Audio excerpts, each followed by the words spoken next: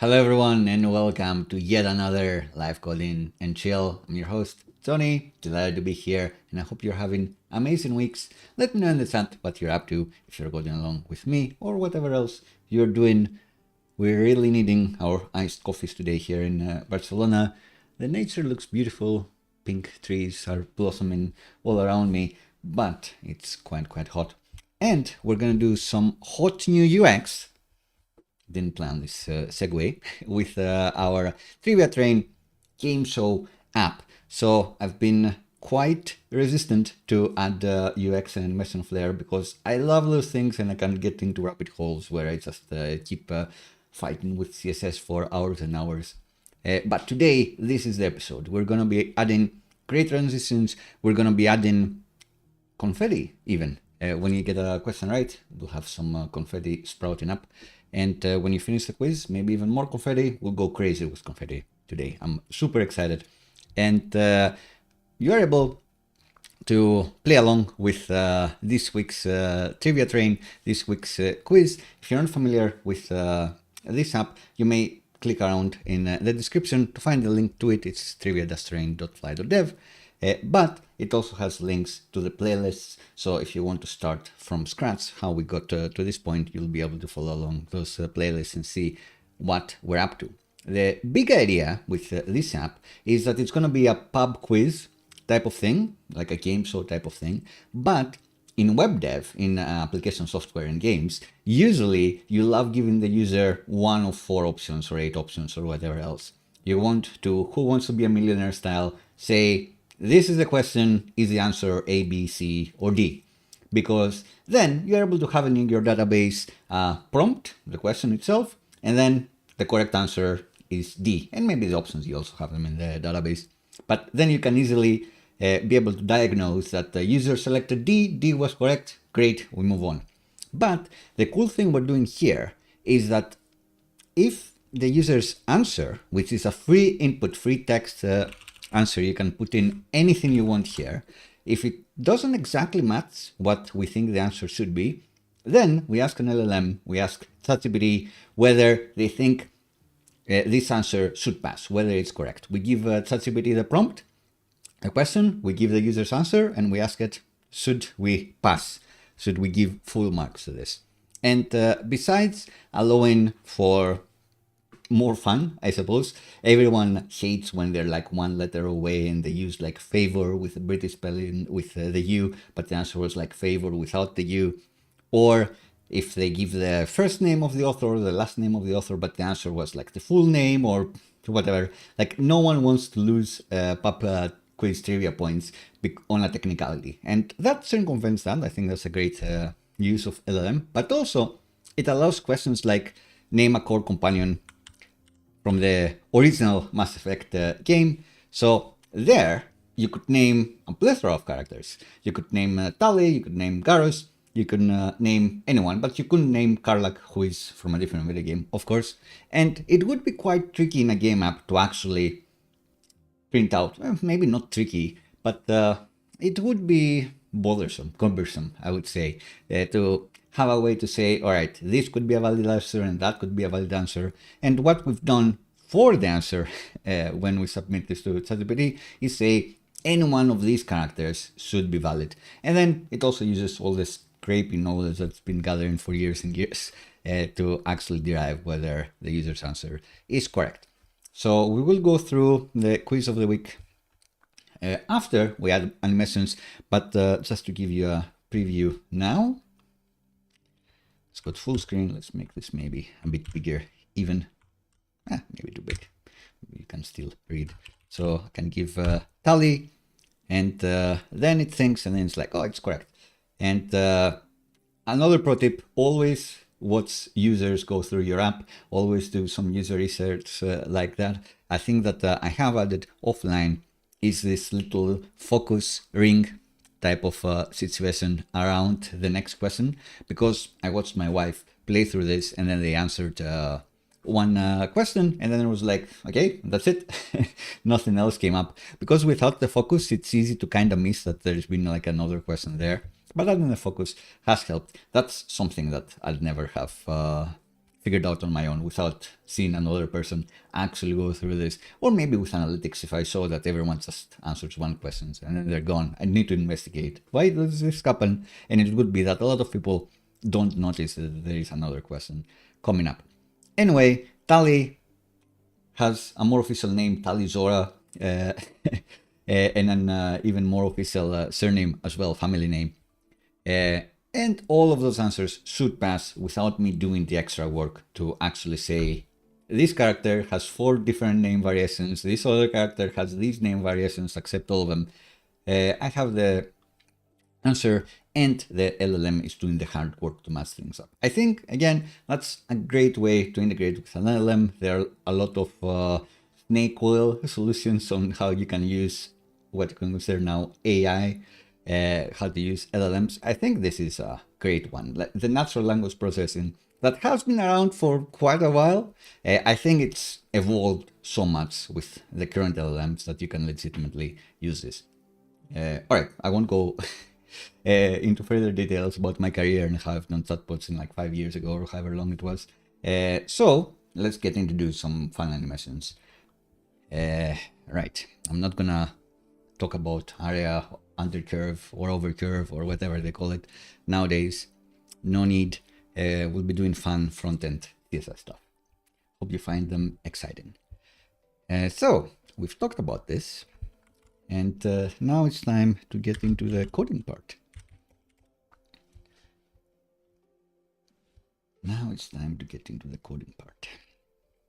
So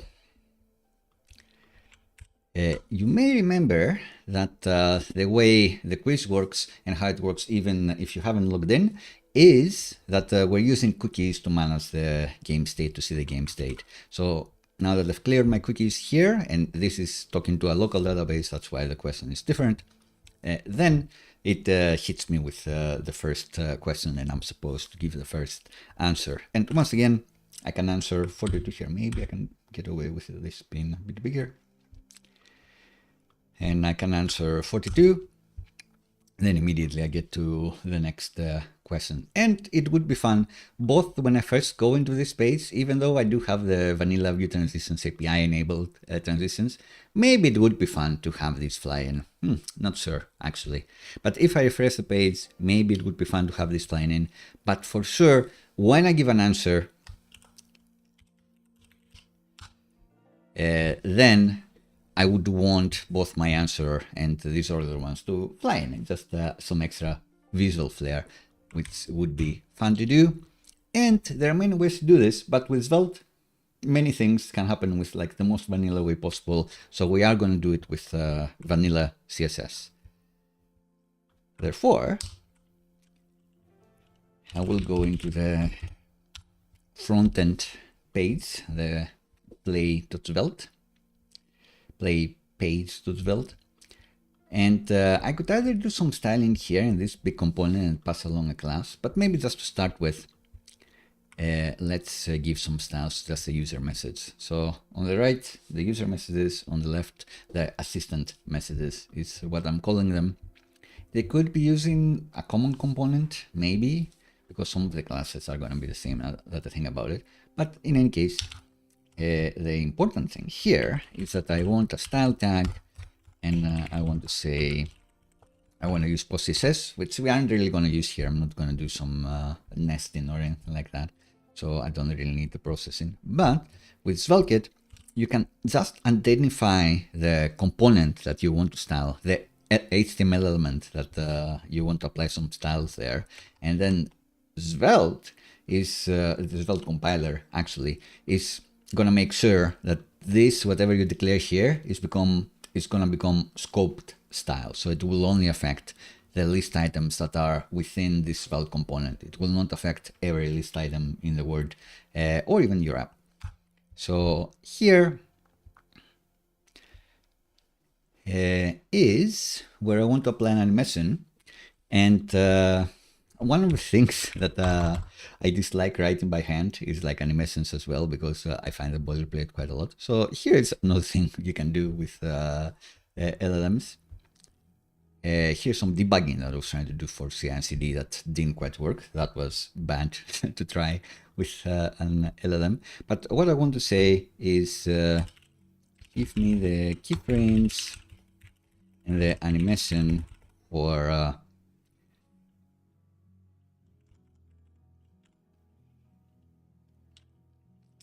the list item to appear.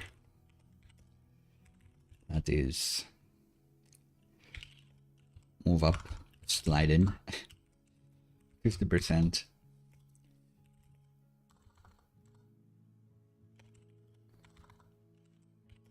Slide in 50% up, and from opacity 0. So I'm describing the animation there, and I'm hoping that I'll get the declarations that are quite a few lines. Maybe, like I would have written it by now, but maybe not. It's going to give me keyframes for an appear animation that says at 0, opacity is 0, and transform y is -50. Something like that is what I expect. Let's see what we get out. The other problem with this is that a lot of the code that GitHub Copilot knows is from very old Svelte, so it may start thinking about, oh, let's do Svelte transitions, which is definitely not what we want to do.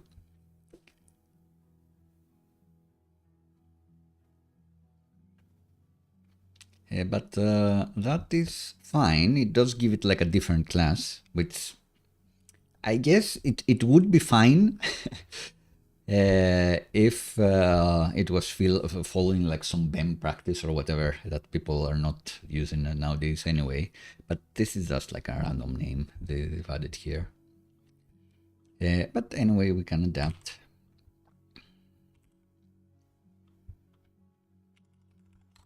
We can call it slide up. We could call it appear. And we can give it a different timing. I prefer calling it appear. And then we could give this a class that we also give to the list item. But since this is Svelte, we can do the trick where we just specify the HTML element, and Svelte is going to take care for this to only apply to this specific list item, which it will do by creating like a hash for a class for it behind the scenes for us. Cool.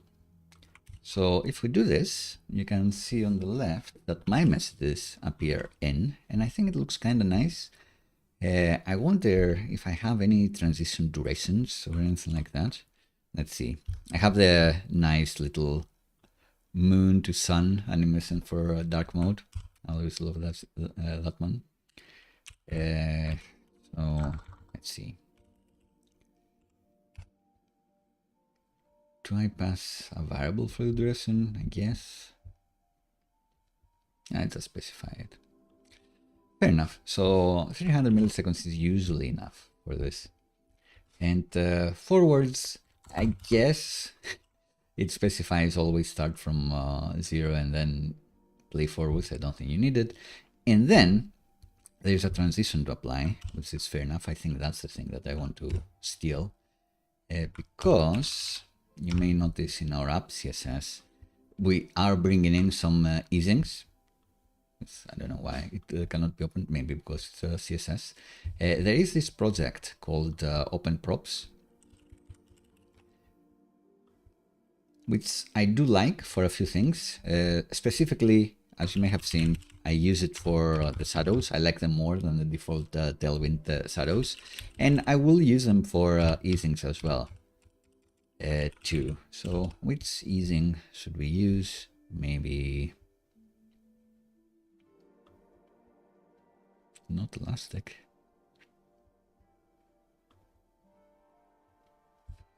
What are we using in this one? I think elastic makes it overshoot a little bit.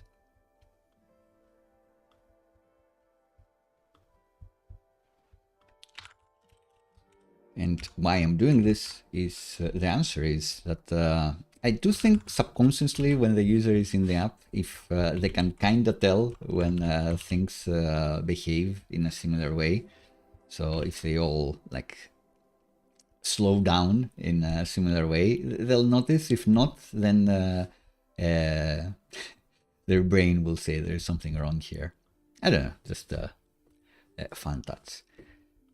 So this takes care of this, the user methods, and we could just copy and paste the same thing for the assistant methods, really, especially since we didn't add a specific class. We don't need to touch anything, we'll just apply this, and then everything will be appearing in. And I think that's fine.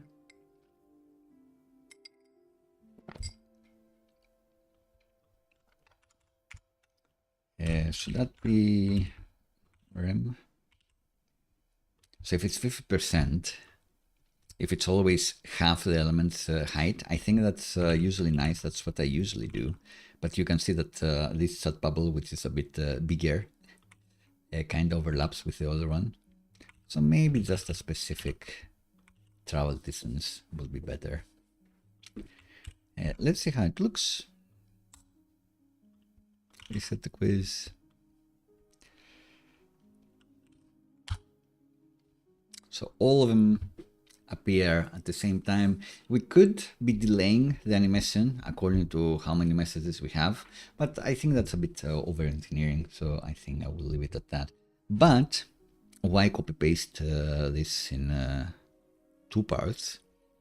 And there are a couple ways, I suppose, that we could make this happen. We could even define a tailwind class, tailwind keyframes and animation like this. Do we have we defined a tailwind animation? No, so that's something new we could define here. Or we can have like the one component that one base message component that both of these guys use.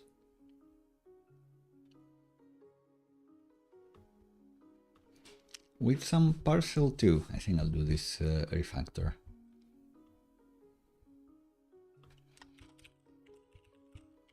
I'll create a chat message. Let's just copy. This has like a specific of the current question, which is fine. Let's copy the user message. Don't need is correct or anything like that.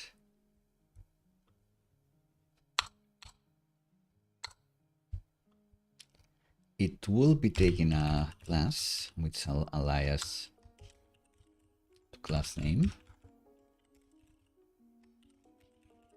because class is a reserved keyword in JavaScript. So I'm passing in the class that it gets given. And then the self end, I guess I don't need. The background, I won't be specifying. You need to specify it. And the text, I guess, is the same.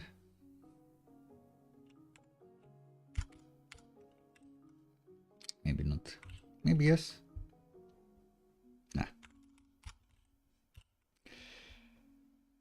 And then of course it has the animation itself. And then we can say that the user message actually, instead of doing animation itself,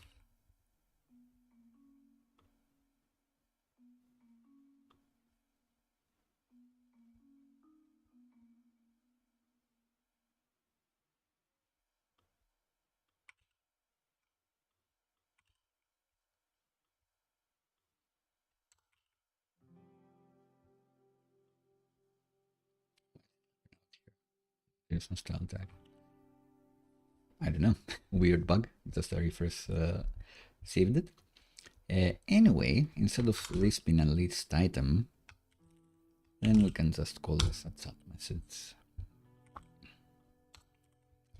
Bring that component in, and instead of having like a million classes, we can do the self end and the color stuff, and then the conditional stuff. and it will look the same, have the animation in with a bit less code. Or at least it will be less code overall once we do the same thing with the assistant methods. So assistant methods, get that out here. Interesting, this bug.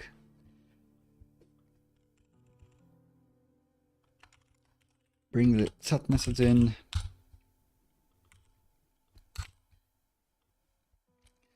Self-start, sure.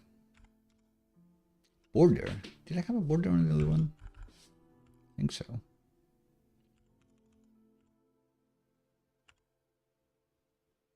Oh no, interesting.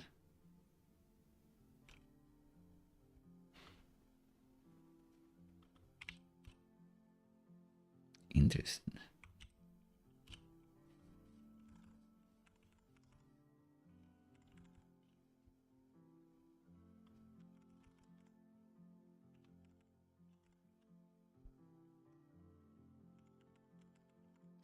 No padding for sure. No extra specification for the shadow. And then conditionally have this highlight for when you are question. Good. We said we want just one rem here. Right, so if we had a bigger animation, you can see how it quickly goes into place. Maybe half a second is fine. Maybe half a second is fine. All right, so this one animation declared, and we have this coming. Can apply. They're coming in. Again, if we could be declaring a delay here, which would be like 0 by default, and then have this start at a delay. The animation have it start after a delay. Let's see it happen. Let's see it happen. Instead of me explaining what I'm trying to do, let's just show it. But let's add another chapter here. Because it is a common use case. Cascading.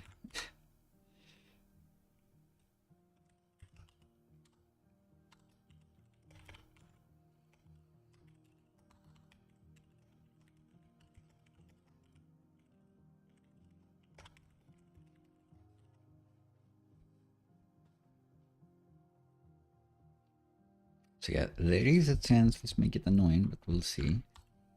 I'll get this back to 300 milliseconds. The idea is the delay gonna be here? Like, it's like 1 second. Is that gonna be delayed eventually? No.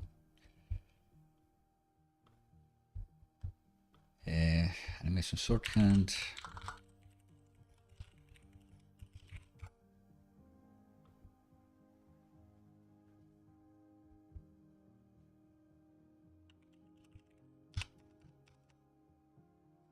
You can add the delay there, but maybe it's because it doesn't start from 0, right? So now, yeah, it starts playing later. So I guess we need to start from the from. And then 1 second in, it does appear. And maybe that's where the forwards plays a part.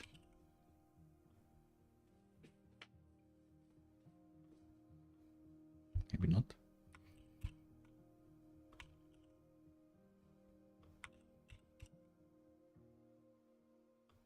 Yeah. So the forwards means that it will play from start to finish and freeze on the last frame. So it will freeze here. Do I even need the from then?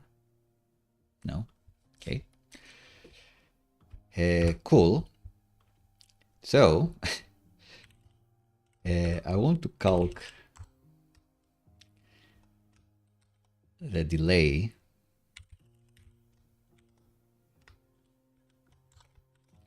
times 0.05 seconds, let's say.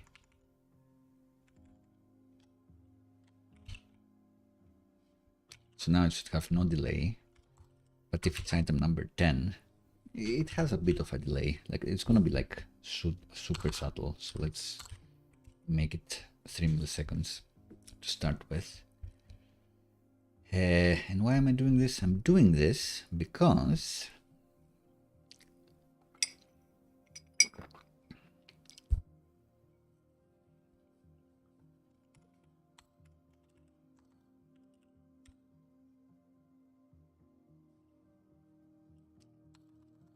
maybe I want a style to be passed along here.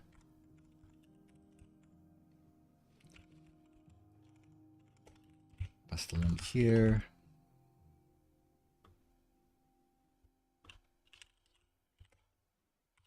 Inline styles. Oh my god.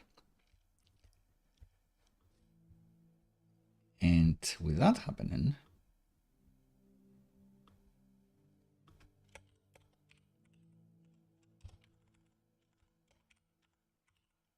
maybe this can default to nothing.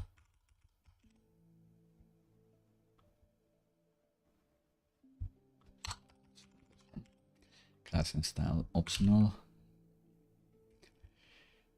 So now let's say the assistant message, it may take an index, delay, something. Maybe it's a delay number.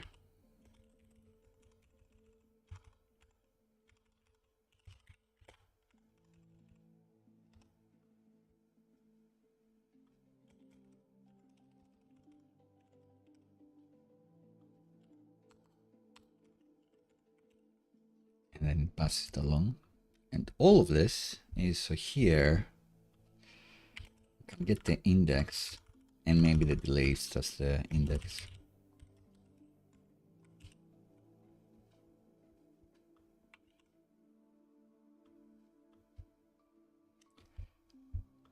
But wait, I don't just want to pass the delay. Let's be serious. What I want to do with the delay is apply a style tag. Actually, so yeah, maybe I don't even need it in these states.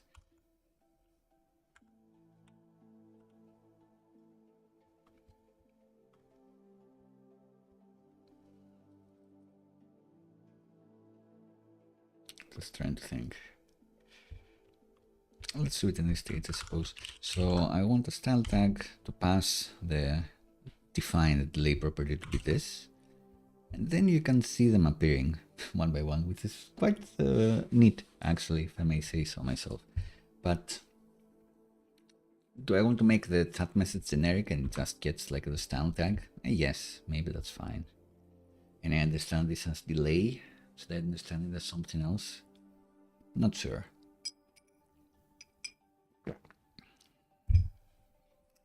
Do I want to name this like index order or something to that effect? Do I want to make the style be defined here after being given a delay? I'm not sure.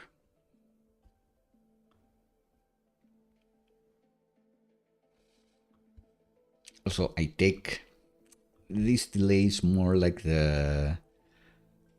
it's more like the index, like the order, because then I multiply it with something to define the delay. So, not sure.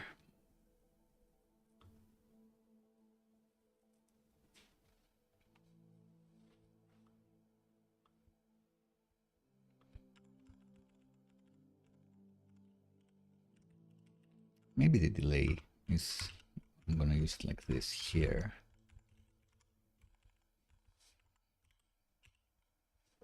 And it's a generic style you can pass. Interesting. And because here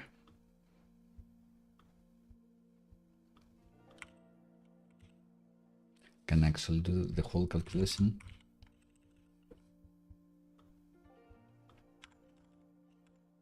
But no, that's a bit silly, isn't it?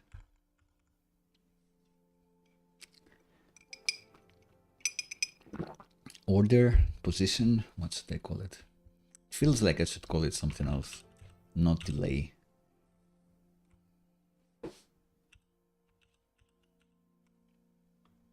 But I'm not sure. Therefore, I will call it delay. Let me know in the chat if you have a better message for this. A better name for this. And I'm going to do the same trick here. Persistent message. We'll be doing the same thing as the user message. They take a delay. Delay can be 0. It's also 0. And then it's used as an inline style to pass here. And I also pass the index here. And then you can see all the messages appearing like this, which is satisfying. But what if this gets like out of hand? Is this actually like... Maybe it's a satisfying amount of time. Let's see it again. It's 42.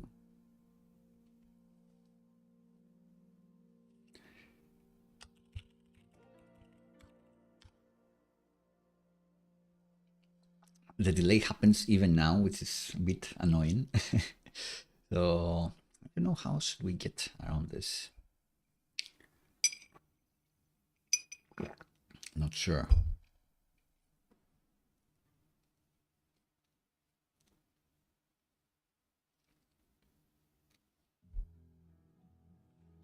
It should, the delay should somehow reset to 0. But also, maybe 1 second delay is fine enough. 1.5. And we could say that we should take the minimum between whatever this number is and 1 second. Because no one wants to wait for like a million hours for every message to appear. I think that's good enough. So, right, what is my problem? My problem is I start answering questions, and then the app feels like it's not super responsive because I have this artificial delay. So how do I make the delay 0 for that one? I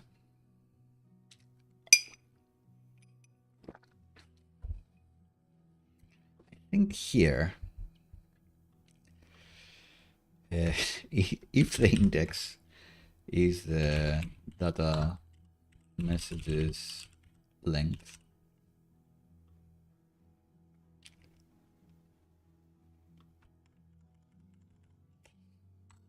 -1. So if it's the last one, then I want the delay to be 0. Or else I want the delay to be like the index. It's a thing we'll achieve when I pass in Douglas Adams now. I thought that this would mean it has no delay, but I guess not. Isn't this? Is it the last message really?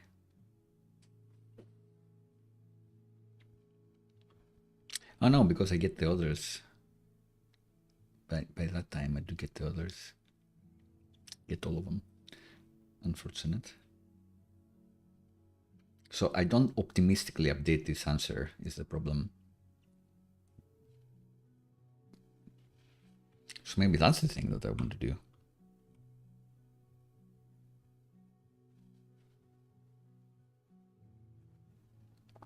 But that's probably too much work.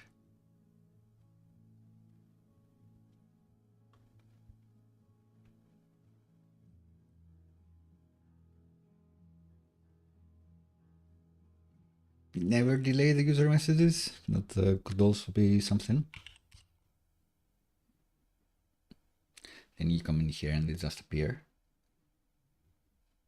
maybe that's fine.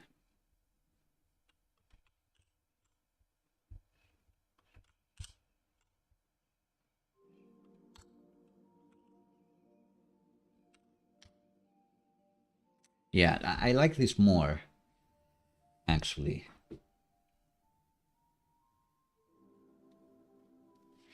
I guess you could have like some state, like an effect that this only happens first time, then there is no delay.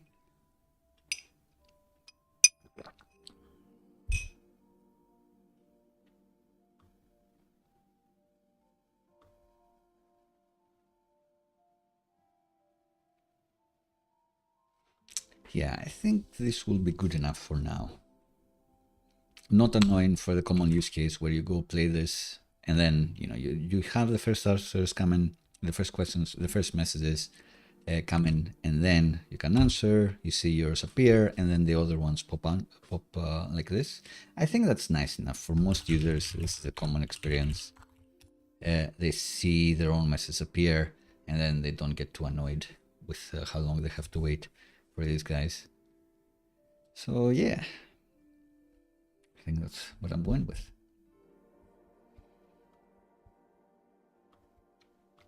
Definitely something to reflect on.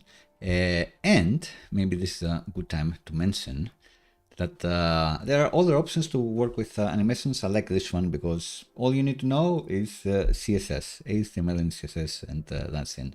You don't even need to know about scoped CSS or whatever else. But Svelte does offer some helper methods to make items appear, reappear. I like the flip one, which stands for first, last, in, out. Is that what it actually stands for? Probably not. First, last, invert, play, flip.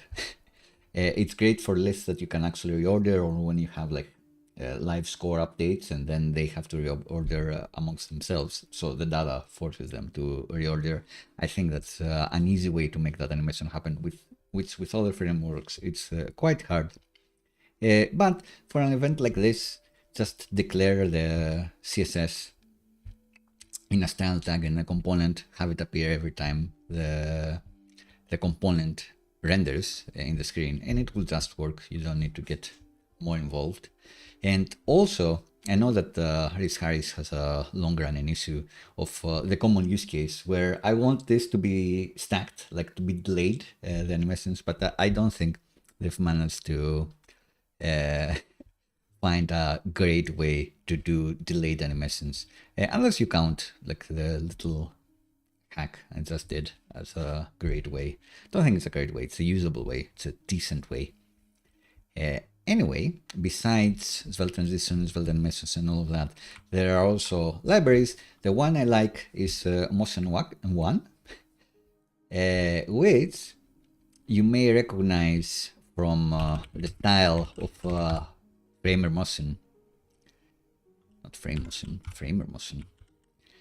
And that would be because it is made by the same team, but unlike Framer Motion, which is for React, they have this library to work with just JavaScript, vanilla JavaScript, and therefore can work with SvelteKit.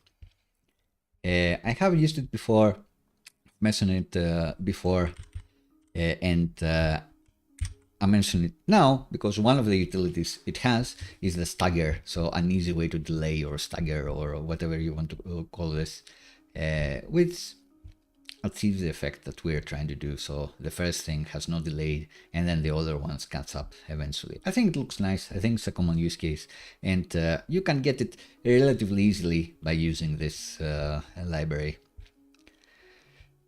And you don't want to get deeper into the weeds of custom properties, also known as CSS variables.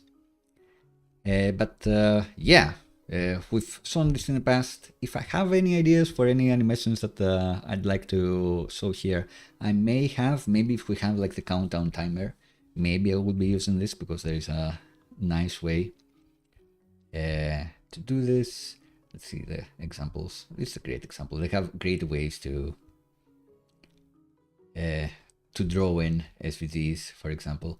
This one we may do.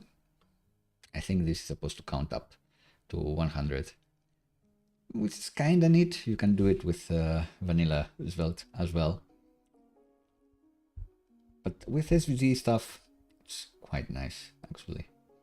This follows my mouse. Quite a few interesting ones. Motion one, keep in mind, you may want to use it. But I think where we'll be going next is Confetti. So this one is a library. You can do your own particle system as well using Canvas. But I'm excited to use this library, which I've seen around, but I've never used before. So I'll just take another sip and get going.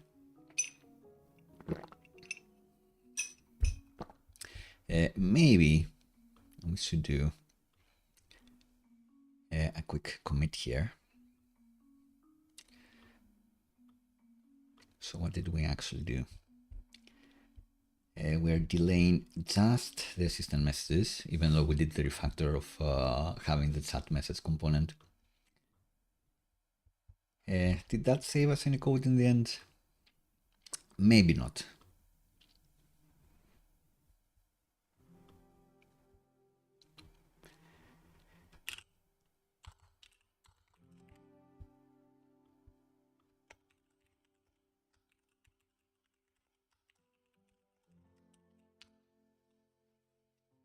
Right, and we deploy to live. Again, in a few minutes, you'll be able to see this. You may find all of this code and all the other repos we have at JOHNNIFY, the JOHNNIFY organization. If you subscribe to JOHNNIFY Premium, the thing I've added recently is deployment triggers, deployment statuses through the deploy action that we started right in the first episode. So this was quite interesting actually, and the thing I was trying to fight with GitHub Copilot. And I'm like, if there is one thing that GitHub Copilot should be able to help me with, is GitHub Actions. But alas, it wasn't helpful enough. But this deploy action, eventually I figured out why I wasn't able to create a deployment event. It's because by default, it's going to be checking if every commit check is passing before attempting to create a deployment. So for a deployment to succeed, when you're trying to create a deployment, every other check that your specific commit needs must have passed. And I was trying to ask GitHub Copilot, tell me please, how can I make this wait? How can I make this workflow wait for every other check to pass before I started?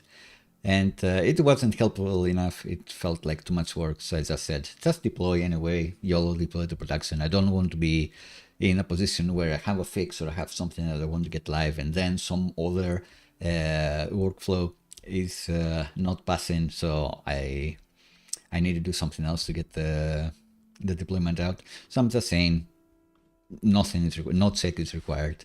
Just pass it in here. Anyway, all of this because we are deploying to fly and we need to do some extra work in order to match what services like Vercel gives you with like one-click GitHub integration. But it feels good to do DevOps stuff, so you can see this production deployment has happened. So indeed, if we do follow the links here, we should be able to see this fly in. And indeed they do. Nice. And it kind of looks nice even when we're navigating in. What about reduced motion, Johnny? We should be respectful of that. So sometimes in the apps I have a toggle about whether you want to reduce animations or not.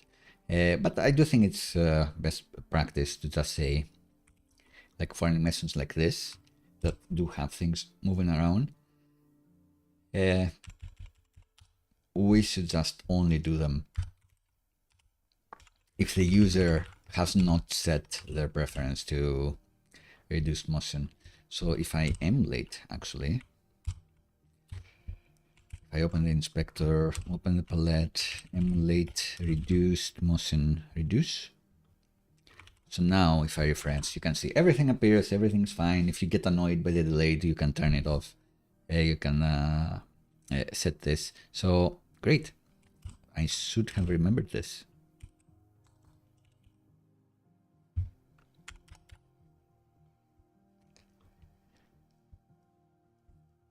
So to not hide that I remembered, I'll have a extra commit here. Improve accessibility, respect.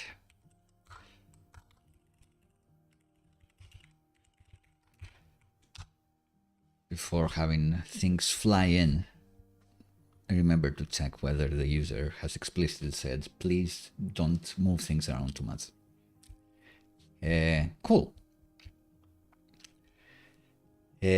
So yeah, deployment to trivia.train.fly.dev. It is live without respect for the reduced motion support, but you can click around and play the quiz if you'd like. If you want the code, you need to subscribe to JOHNNIFY Premium. Great time to do it. First of all, I'm going to be raising prices in July because it's been so long that we had this pricing, and I still think it's going to be tremendous value to anyone subscribing. And everyone who subscribes until then will get grandfathered in forever to the price that we have here. So if I have 100 repos at some point, if I'm maintaining like 5 boilerplate projects, you're gonna get this deal forever. I'll respect that. And as is sometimes usual, when I'm using like a custom domain, like a fly domain or a Vercel domain, if someone subscribes before the next stream, I'm gonna move this into its own domain. It's gonna enable my domain purchase addiction and have a triviatrain.com or whatever is available. And since this is the first one we've done with Fly and there are a few extra steps, we'll probably be showing live how to do a custom domain with Fly as well. So great time to sign up. Cool. So what about reduced motion? Let's add a extra timestamp here. Important one. And then move on to Confetti.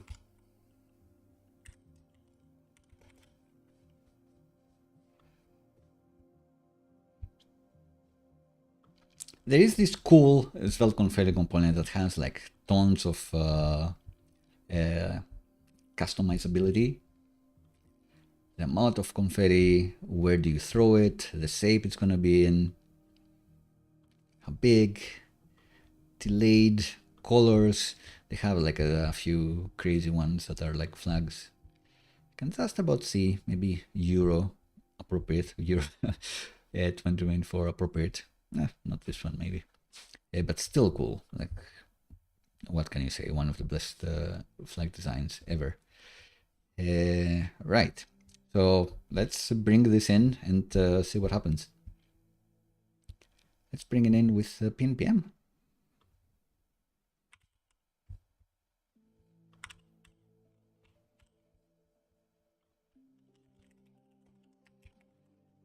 And as a div dependency, it's in. And then it says, just bring it in and rendering, and it will just work. Wow. And let's see, I don't know exactly where I would put it, to be honest. Let's try to do it, to put it here on every chat message.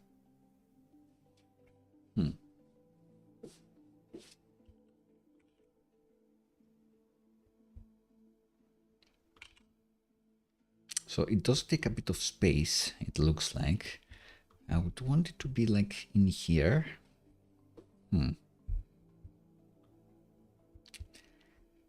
I guess we can customize how it's spread and all of that. Can we customize whether it's like flying or nothing or not? Whoa.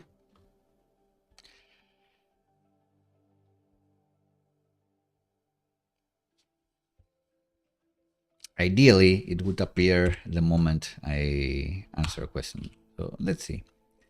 Let's answer 42, and we want this to appear on the right. It actually looks... Ah, no, it's doing this thing. So it's not bad, I would say. One of my problems is that we have the form, the quiz form here. So this one will know when we submit the form, and we can do something on updated and check whether it's been a success or not, and then render the confetti. But I guess if we import the confetti here,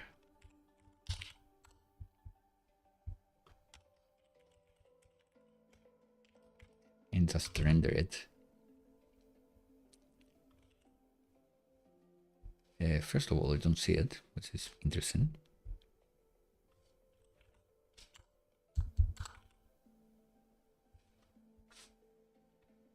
Second of all, I actually wanted to appear like somewhere up here. So how does that work?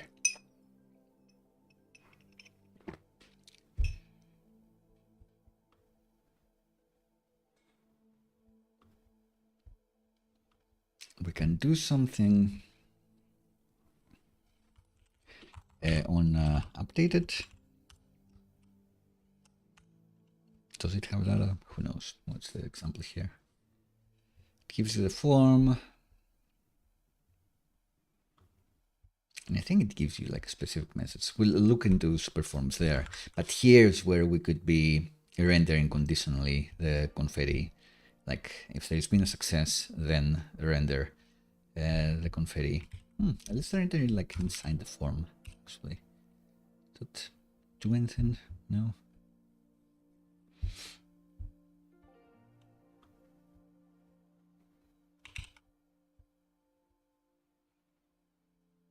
Can I render it inside the input?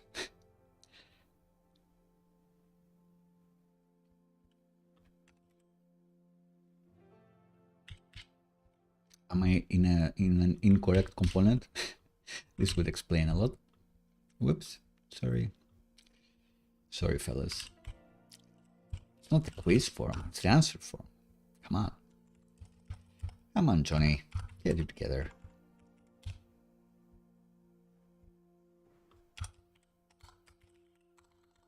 If ever there's been a classic mistake, it's working with a component that's not actually in the page. All right, so we see it here. We could have display right by the submit button, I guess, if it's been a success. That'd be fun enough and easy enough, actually. So maybe that's what we want to do. But I was also thinking that we add this final message to the page, this user message to the page,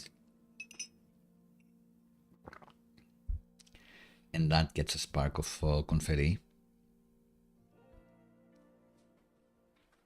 So not sure.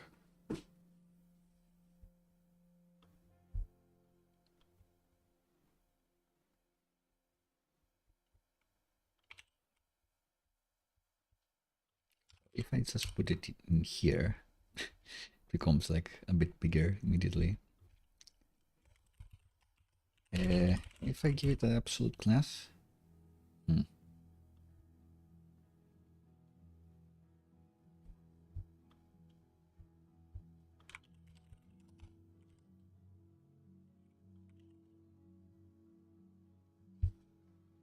they put it in a div. They put it in a div.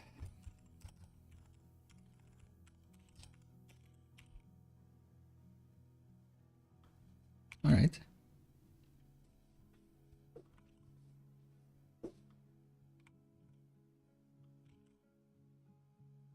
Does it fire twice, or is it just me? Does this render? Not sure.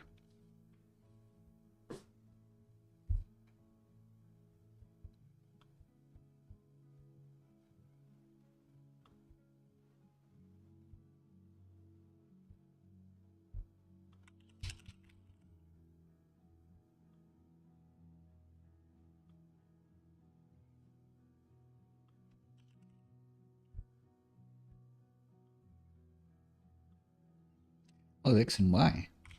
Specify X and Y, basically. It's kind of fun.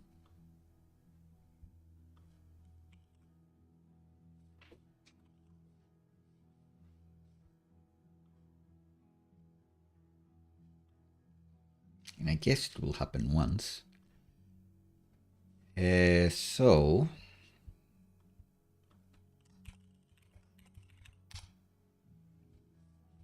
yeah, I think I would like that. Just where the submit button is. Maybe too many things happening, not sure. I think there is another way to remove this. Motion safe.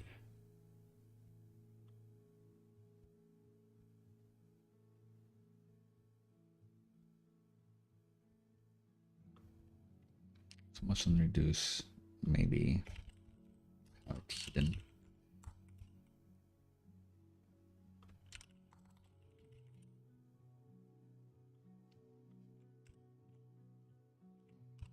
Let's see. Yeah, so if the container element is hidden, then the confetti won't appear either. So that's a good trick.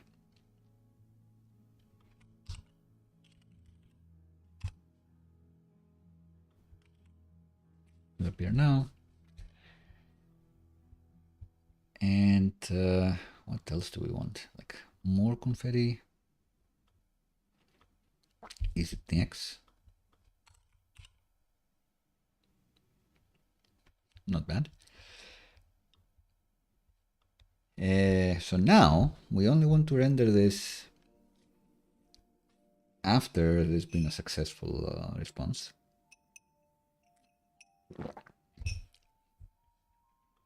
So let's go to our friends Superforms and have a look at one updated.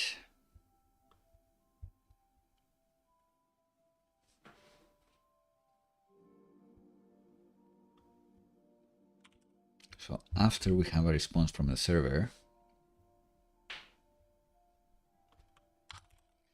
this is gonna run. And we can say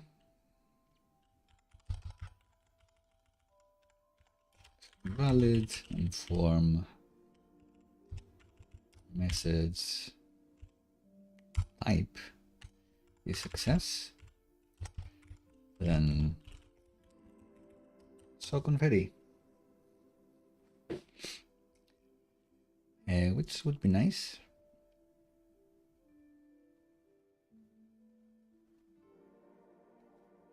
And then would we need like a timeout? Maybe not. What else do we have? Do we have like before update?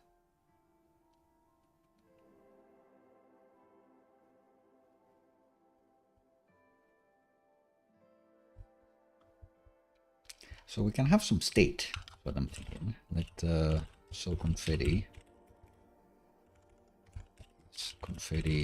visible.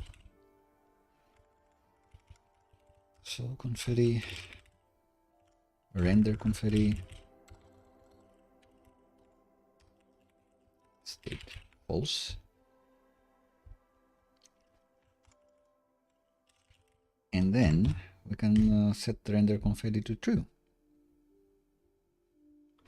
And this we only saw if render confetti is true.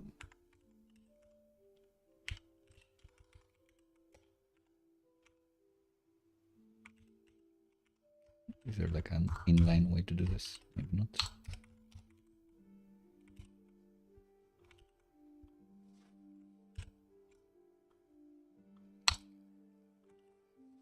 So now give the answer. Great. I love it. What can I give to the X? Is it always numbers? I guess it's always numbers. I guess we could be rendering different confettis with different values according to the screen size, which would be insane.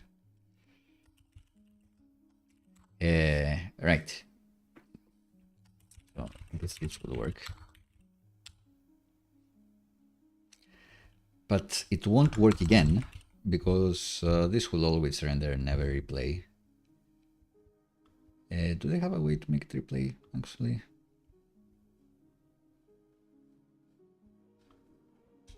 I was just gonna unset it and reset it. Play, play.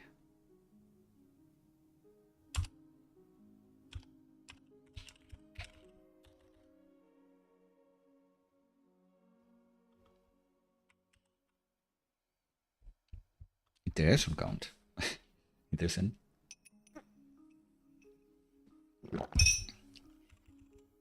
So let me check this out. I can always render the confetti. Iteration count 0. If I change it to 1, will it play? Is my question. Confetti count 0. And use it here. And then when there is a correct answer, you just increase the confetti count.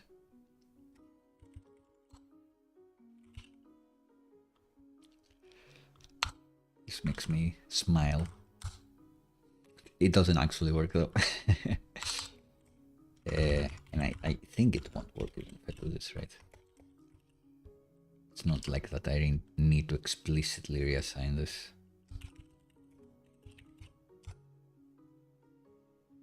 No. Unfortunate.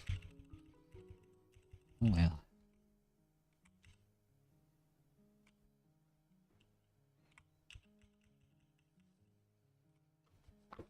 Right, but this means that right before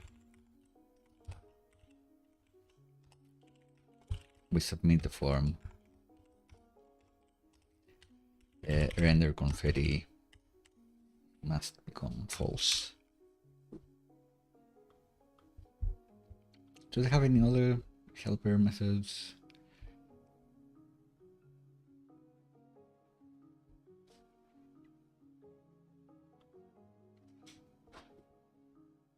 Ah, how far they fall. Interesting. Right.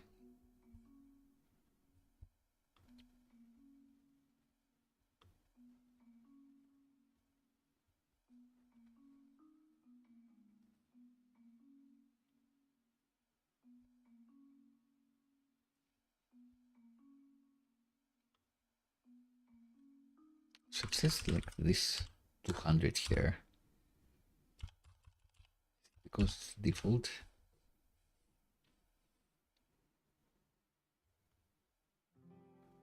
I'll try to mess with the fold distance and see if that is tied to the X and Y later.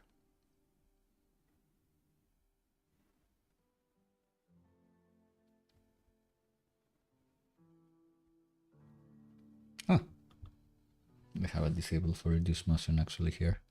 Well, we've done it ourselves. So what am I doing here? I'm doing an on-update render confetti false, which I think should make it work for every answer. So it's 42 confetti. Douglas Adams, yay! Right, it will work every time. Amazing, amazing. Confetti achieved. So my other question is, like, fold distance feels like it's like y-axis, it's falling down. Maybe it also means, is it falling to the left? Who knows? It's all made up physics anyway. So if I say fold distance should be like 80 viewport width, how will this affect things?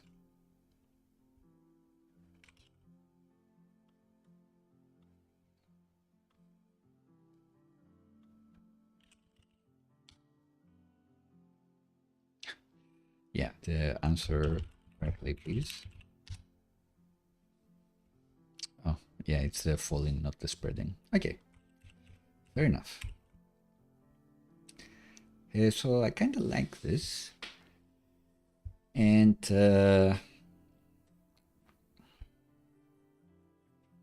my initial idea was have them render here in the messages. And I guess if it's correct, we can just do it.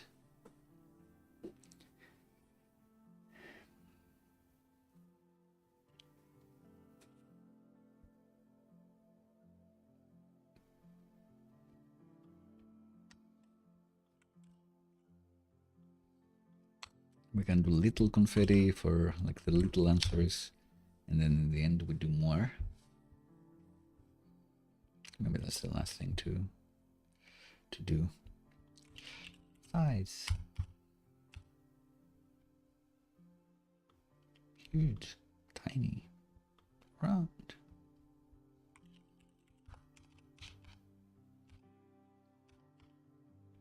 Those are the examples. Hue.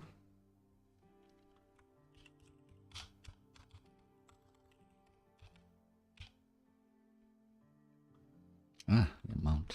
Let's see. So I kind of like this.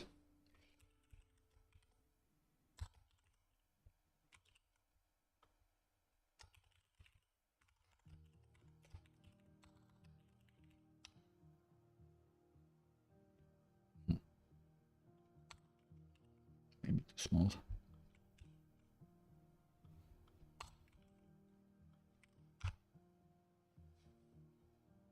Yeah, nice. And yeah, I was thinking like even bigger confetti when you're done, like depending on how well you've done. I don't know. Let me know if you want to see it or if we should move on. I think this may be fun enough.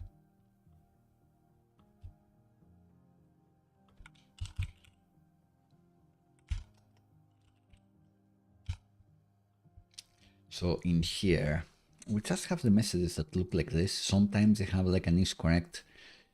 I guess we could have a special type of message that's like, is it the final message or something, or just check. But I'm not sure.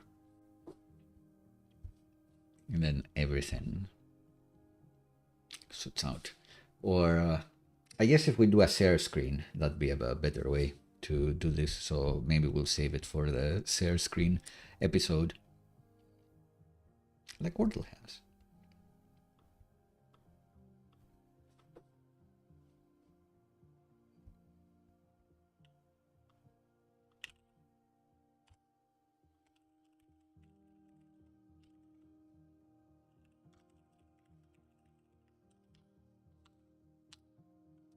All right, so let's push this and see what's up in the agenda. Should be a shorter episode today, but of course we're already 1 hour 8 minutes in, so maybe not. The next thing when we do get deployed will be going through the quiz here and see how the animations and the confetti look to us. But for that, I've mentioned this.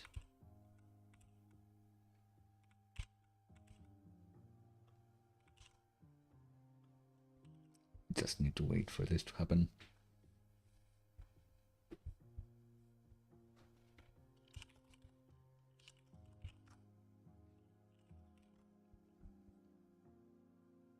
Did I push? I guess the answer is yes. Now. Cool. So within a minute, this should update. In progress. Exciting.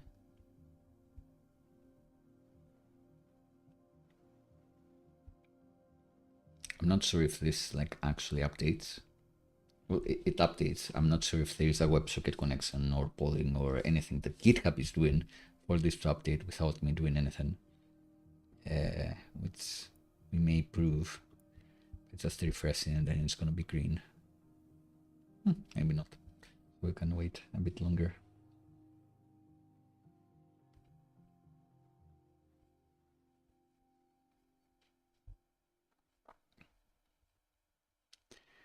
gather our errant honey.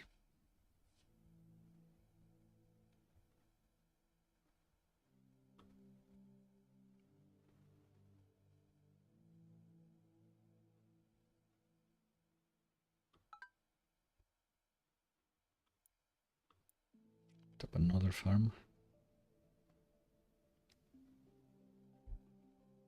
Wonder why did I create like a wall of bushes here? What was I thinking?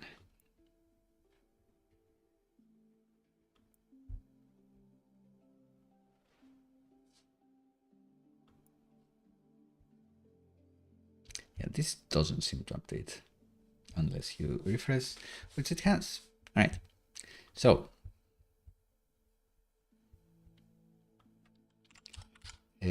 live demo actually now can go here too if you don't want the answers spoiled, because I think I remember them. Let's see. We've already answered one of the core components from the original Mass Effect. These are all gaming related, and I tried to make them sets of two, like two for a single game or franchise. So, what's the name of the starship that serves as a home base in the Mass Effect trilogy? The answer is the Normandy. And that's another thing that has like many names. It can be the SSV, I think, Normandy or something like that. So, hey, confetti, we got it. Nice. Yeah, let me replug my monitor here. So I was getting delayed. Cool. So confetti on the submit button was neat. What's the default name for the hero in most games in the Legend of Zelda series? Most notably, the one they're making now. You are playing as Zelda, something people really wanted for quite a while. It's gonna be quite fun. It looks like a great game, and it has that tilt shift cartoon game Lego Playmobil style, which I really like. But usually you play as Link, whether you are the hero of time or the hero of whatever whatever title you happen to have in that game, reincarnations of Link. So that's correct. So this slides down to make room for the answers, even though the answers are not there yet. So that's interesting. Maybe we could fix this UX. Maybe this should be like in its own container, and then you individually scroll up and down here. But people hate scroll bars, so I'm not sure. But I'll actually do it. Oh well. This also brings credence that the confetti should be thrown from here, the correct answer. Oh well. What kingdom are you usually protecting in the Legend of Zelda series? The Kingdom of Hyrule. Sometimes it's like Termina or something weird, but usually it's Hyrule. Good. And what's the name of the protagonist in the Metroid series? And that's another one people make fun of, that, oh, you think Zelda is like the protagonist of Legend of Zelda, and you think Metroid is the protagonist of the Metroid series.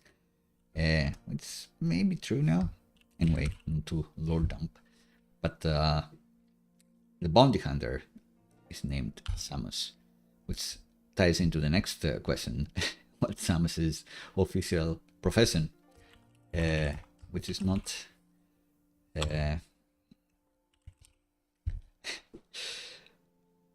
bad enough do that. It's a bounty hunter. Like Boba Fett? Maybe. The spiky blonde protagonist of Final Fantasy VII. I did a lot of name questions, it looks like, I don't know why. The spiky blonde protagonist of Final Fantasy VII has a signature weapon. What is it called? So usually when you see them, when you see Cloud, default name Cloud, they have that giant weapon people like to make fun of, and I think it's awesome. And how can Cloud lift it? I don't know. He's swole, sleeper build. But, and in the old Final Fantasy VII or for the PlayStation, when you were on the, not the overworld, I guess, when you were walking around and not in battle mode, they'd always have that weapon, which was fun. And it's the Buster Sword. Who was the character designer for Chrono Trigger? Akira Toriyama. RIP. Definitely defining for my childhood, for sure. And hey, I even caught up with Dragon Ball films to this day. Toriyama sensei. What's the name of the three-headed dog said to be guarding the gates of the underworld? So I'd say this is, of course, Greek mythology inspired, but to keep with the gaming theme, you may find this lovely guy in Hades as well. And it's Cerberus. Question is, if I type this in Greek, will it know? So I haven't actually tried this. So let's see. My official answer is Cerberus, the English name for this. Kerberos is the Greek name for the three-headed hound of Hades. So let's see. Yeah, they got it. Nice. And who is the protagonist of the video game Hades? Zagreus. I don't think that's a real Greek name, to be honest. But hey, my name is Johnny, so what do I know? Cool. All right, 100 points. You should get something for getting the maximum, like more confetti or something. And we did see that because they do take in space, even though they haven't appeared yet, like there is this weird sliding factor. So I'm not sure about that, but I just think overall, I think this is a bit more fun. I'll need to try it on my phone as well to see if it actually looks better. But hey, let me know. Do you find the sliding blackness here annoying? I guess with a spinner taking up all the way here, maybe it would be less annoying, but I'm not sure.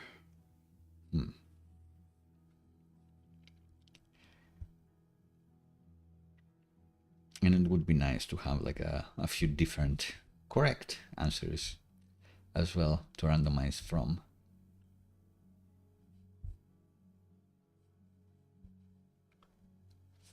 Because I've seen correct. I guess that's like first word problems. If you're not answering correctly, then you're happy to see correct. But I think that concludes the live demo. And what we want, have a hidden route here called quiz create, which we can use to create new quizzes, but we cannot edit existing quizzes. So if we had like a spelling mistake or one, or even a wrong answer, we wouldn't be able to edit it. We'd need to get into the database. So this is a real thing. Yeah, that's not a great question, is it? So how do I edit this? And the answer is I cannot. So let's move on.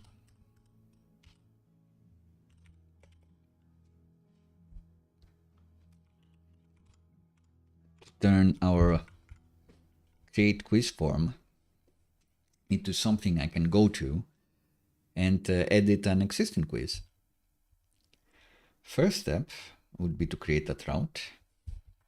So we have the quiz create page thing, which I'll try to copy paste and see what happens. And I guess we'll have an edit route. That makes sense. And it would either be edit / the ID of the quiz you want to edit, or quiz, the ID of the quiz you want to edit / edit, which maybe makes more sense.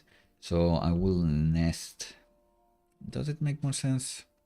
Not sure, actually.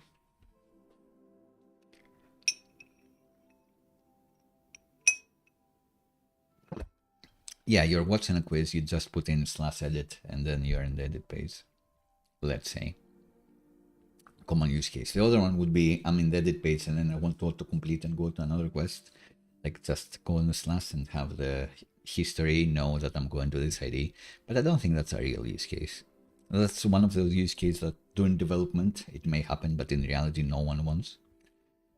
So what I'm gonna do, we want to capture the ID parameter of the quiz, and we do that with adding the brackets around the parameter we want to capture, the ID in this case. You may remember from the previous episode, to show an individual quiz, we had 2 brackets, and that's because this is an optional ID parameter. When we don't have it, we just show the latest one. We figure out that, oh, let's fetch the latest one. But if we specifically have an ID there, we do capture it. In this case, when we're editing something, it needs to exist, so it will always have an ID. So I'm gonna slide this in there. And if this is a real quiz, then I should be able to go to quiz, the ID, edit. And that's a new page we created. It says create new quiz. It should say edit quiz. Great. And then we want to reuse this form actually, but it must be pre-filled with the quiz itself from the database. So we don't want 2 forms, 2 quiz form components. We just want the one. So maybe the one in the create page, we can bring it out to quiz itself, like the first common parent. So edit is going to use it, create is going to use it. The first common directory is quiz.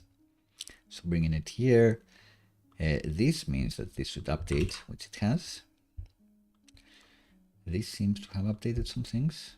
Yes. But also, this edit route should also bring this in from somewhere else. Plonk, plonk, plonk. Good. And now, how do we make this accommodate for all? First, let's see. The thing is, in the edit route, we don't want to generate default questions. No. We may want to check whether it's me to not allow other people to edit quizzes. The questions we should be getting from a database. So SvelteKit will magically be capturing the ID parameter, as we said. And my favorite feature, it knows that there is an ID parameter captured, unlike Next.js, which as cool as it is, still doesn't do that. So it's not like slug. It's not that I need to remember or double check whether this is correct. It's ID we're capturing here. And I want to get the quizzes repo from the locals. And do I have like a fetch quiz from ID? With ID?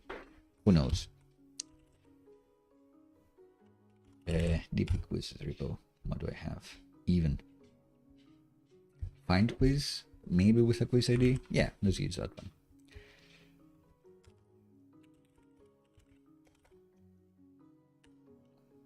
That's what I want to do.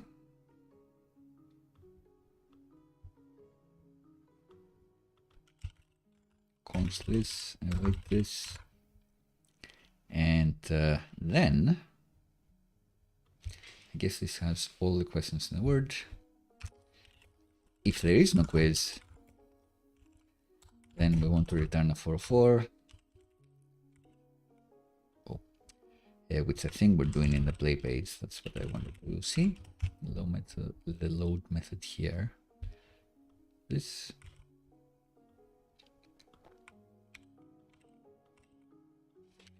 404 errors aren't just errors when it comes to SvelteKit that have a 404 code.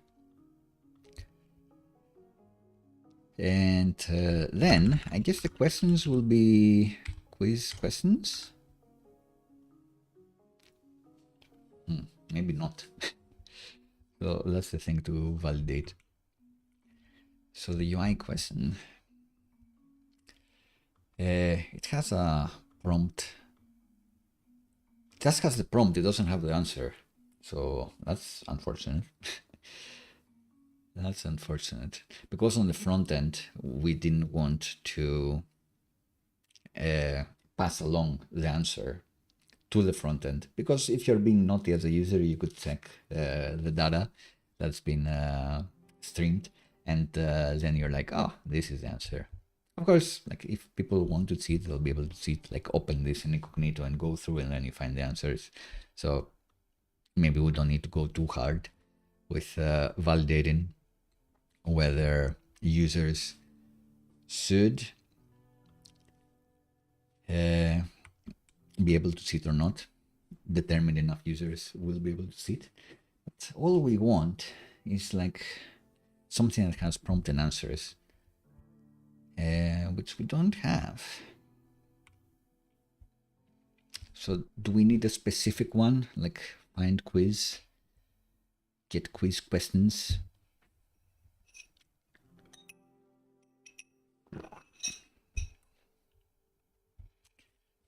The thing is, instead of a UI question, we want something that has like the prompt and the answer.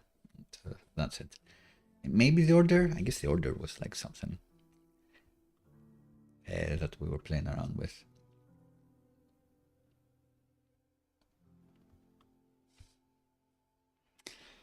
What should I call it? Should I call it like find quiz for editing?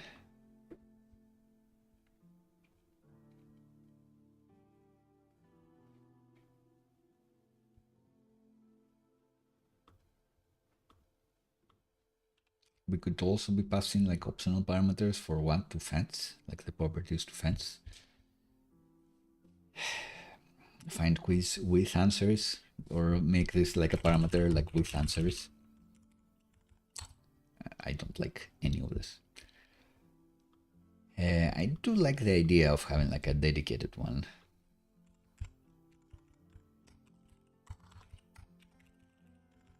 So always take ID.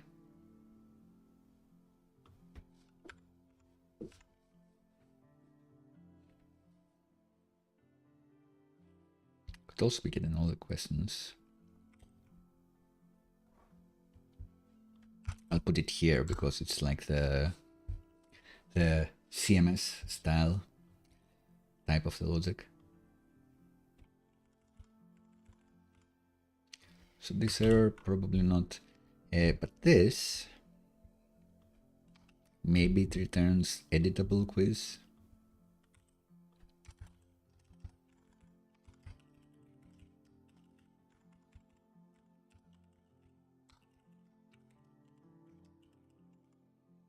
Publish that, why not?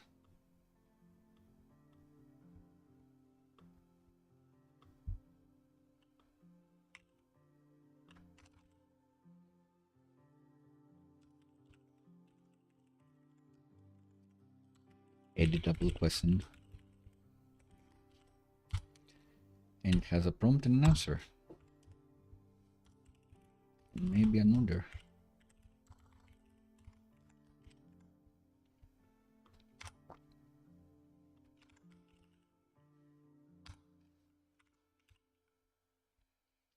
All right, so find quiz with answers returns an editable quiz. Great. And then our DB quizzes repo should be implementing this new method too. So let's copy this find quiz logic.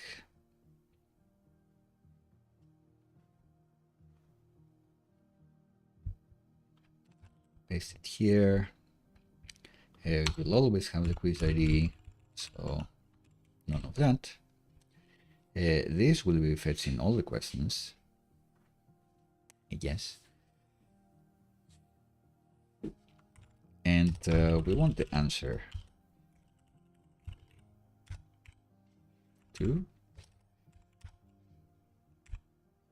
And what else? What else indeed?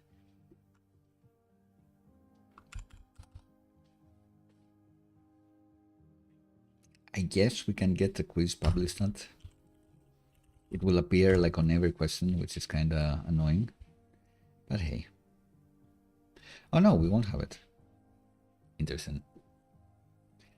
Interesting.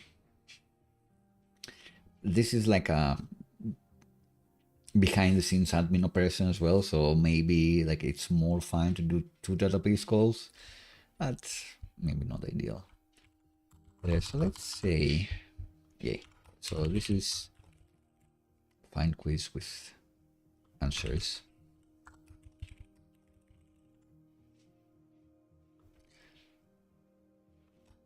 Maybe with editable questions. Not sure. And we want to fetch a quiz. And this time, we want to fetch from the quiz table, but we want to inner join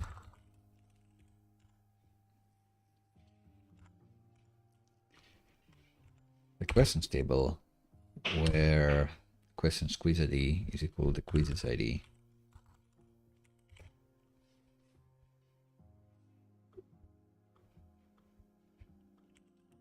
Quizzes table here.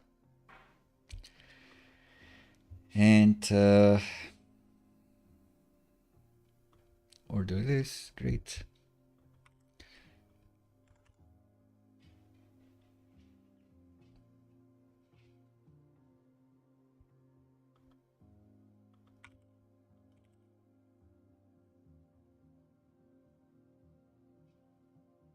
This is mostly the quiz answers.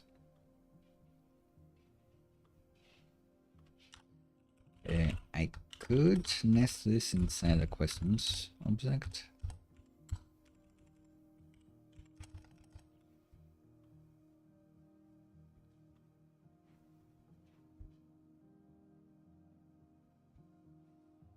So the ID is gonna be quiz ID.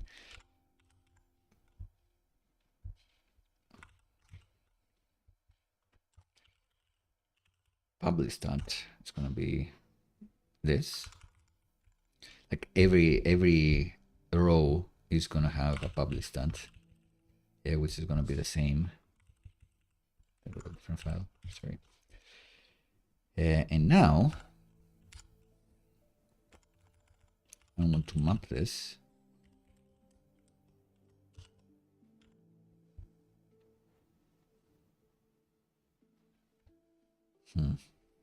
What should I call this? First question. It's questions like this. Hey, son.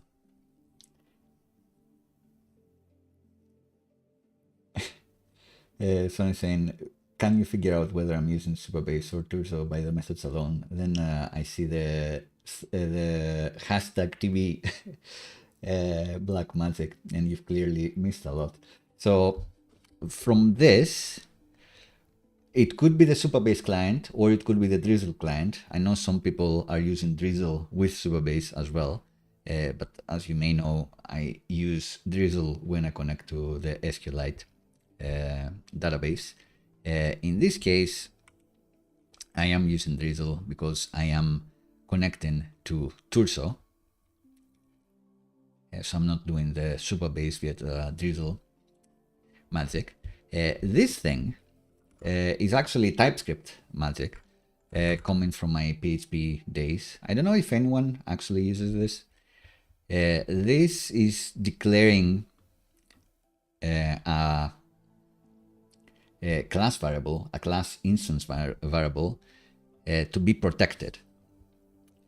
So I may be the only TypeScript person or JavaScript person that uses this in the world. I was excited for this feature because in other languages, more backend languages, languages that had classes to begin with, let's say, and they weren't kinda added afterwards as syntactic sugar for something else. There is this concept where you have classes and you all the time you're forever extending those classes to keep adding functionality. The way classes work in JavaScript is unexpected in many ways, and lacks some of the features that other languages that had classes as a first class citizen from the get-go have. And one of them is that you want your instances of a class sometimes to have public properties that everyone is able to access, every consumer, everyone who's created an instance is able to access, or you may have protected variables which you don't want instances to be able to access, someone in public to be able to access, but within this class you may want to be able to use, and every other class that is extending this current class is going to be able to use. Those are protected variables. And then you have private variables where only this specific class, within this specific class definition, you're able to use them. Which I never use, to be honest, because I find that I'm forever extending classes in other languages, and the other classes may want to have access to the database adapter, for example. But there are use cases where you may want this. Anyway, TypeScript at some point added this magic where, first of all, in JavaScript, you don't have protected and private variables at all. TypeScript added the thing where you can declare protected and private variables, and then added this black magic of the hashtag, which does it for you without you having to say like protected db or whatever the syntax is. I don't even remember. And the idea is that if I ever pass a constructor here, this is going to get a db and it's going to do this db, assigned it there. So you're able to pass in the database, which will be handy when you have Vitess tests, for example, and you want to have an in-memory database to connect to instead of your tools or live database, for example, or your dev database. So we've only missed things that I don't think are particularly important, and I just do. It would be, in this example, it would be the same if I was just importing this straight from this file, actually. But yeah, fun to try to explain for sure. And hello.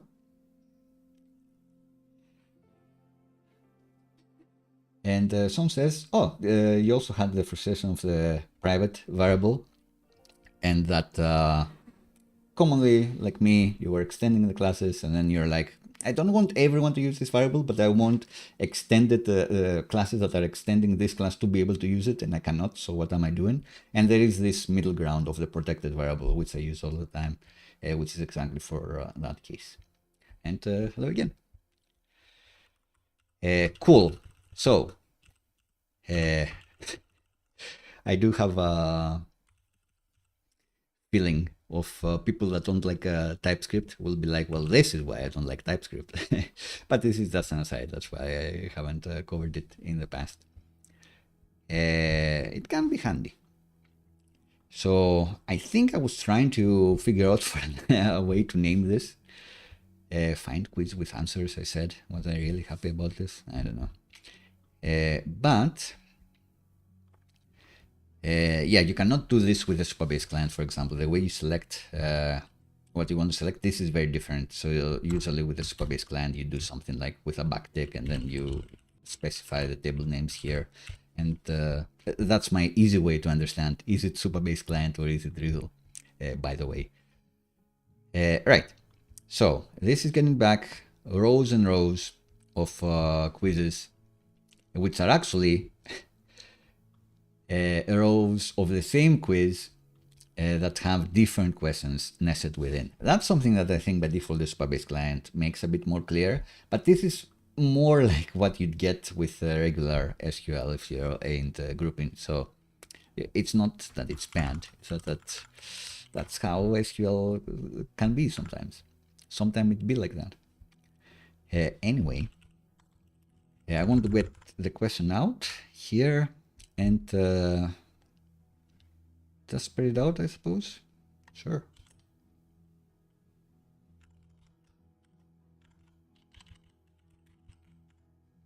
I could just return the question, but I guess it's good practice to spread the object, because then it feels like you cannot mutate it. You cannot mutate it as easily, at least. So we have the editable quiz. An editable question has prompt, answer, and order. It should also have the ID. So that's good.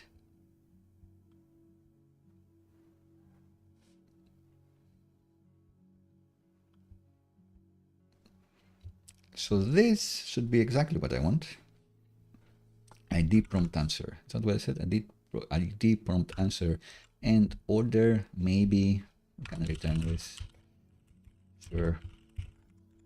We may have UI for this one day. Right. So this should be implemented.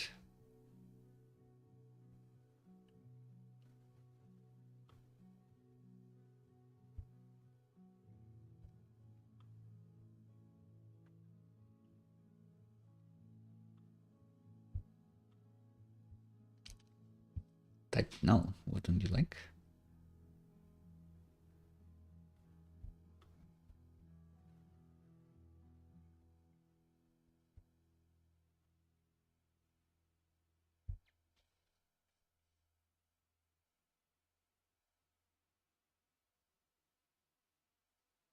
Ah, order.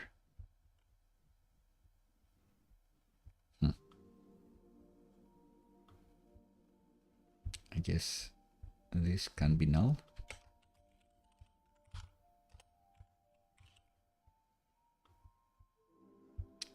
And now we're happy? Sure. All right, so now we can find quiz with answers. And then the quiz will have questions indeed. And my hope is that the moment I save, this will be pre-filled accordingly. Let's see, did we nail it? As usual. We nailed it as usual. Because we're awesome. So you can see that these are pre-filled nicely based on all the logic that we did. Awesome. Now,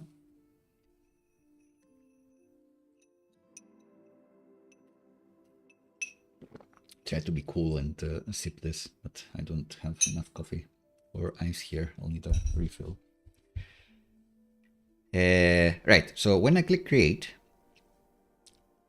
what will this actually do? Let's have a look at the quiz form, which this resides at. It has a form that has the post method, create, uses enhance, and nothing else. So it's not a named, it's not going to try to find a name for action. It's actually going to find the default form action for the page that it's on. So this is going to hit a different thing when it's entered in this edit page versus when it's entered on the create page. My little doggy just came here and I have to pet her, sorry. Good girl. All right, I'm back. She just came and went to her bed and started to sleep. If you hear snoring, it's not me. So on the create page, on this one,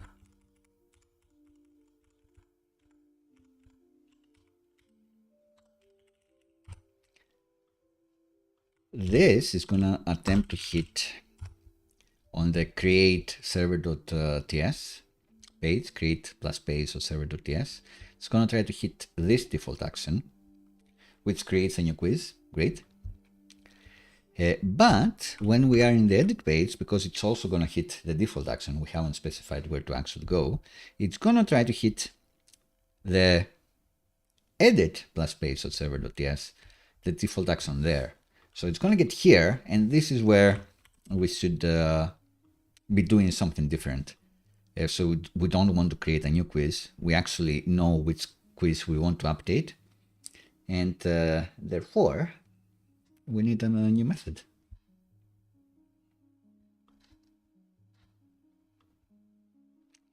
And then, do we want to redirect? I think the answer is no. Like, is it annoying when people click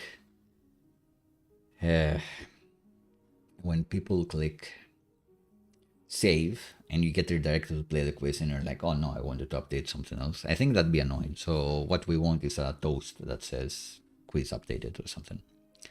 I think that makes more sense. So no redirect here for sure.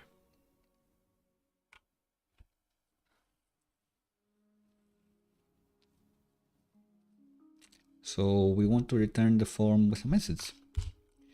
And let's remember how we do this with a profile page, we return a message like this, a super forms message like this.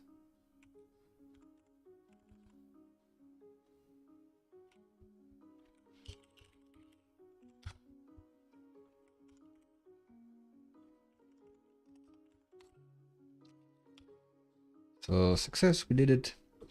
And we can just say quiz updated.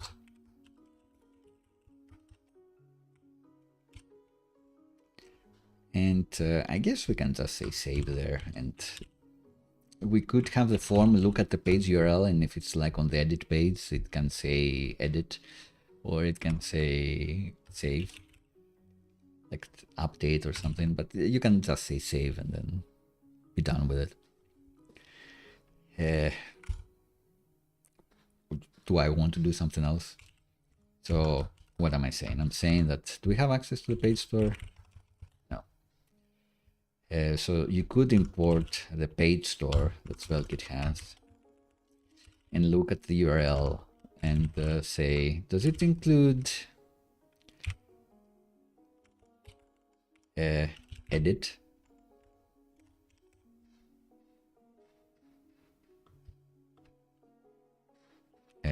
Path name. Does it include edit? Or does it include create? If it includes edit, you can say edit, update.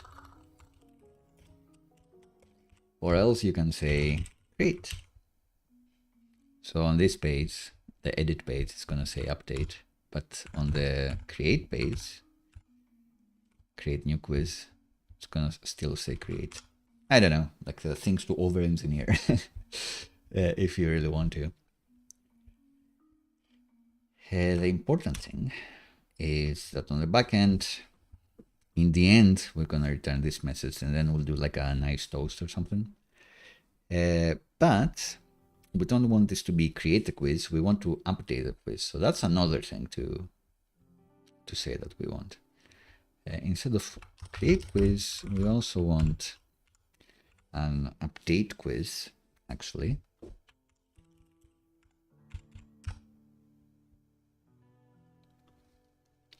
And it's like this. I see I have no order here. But each question should have...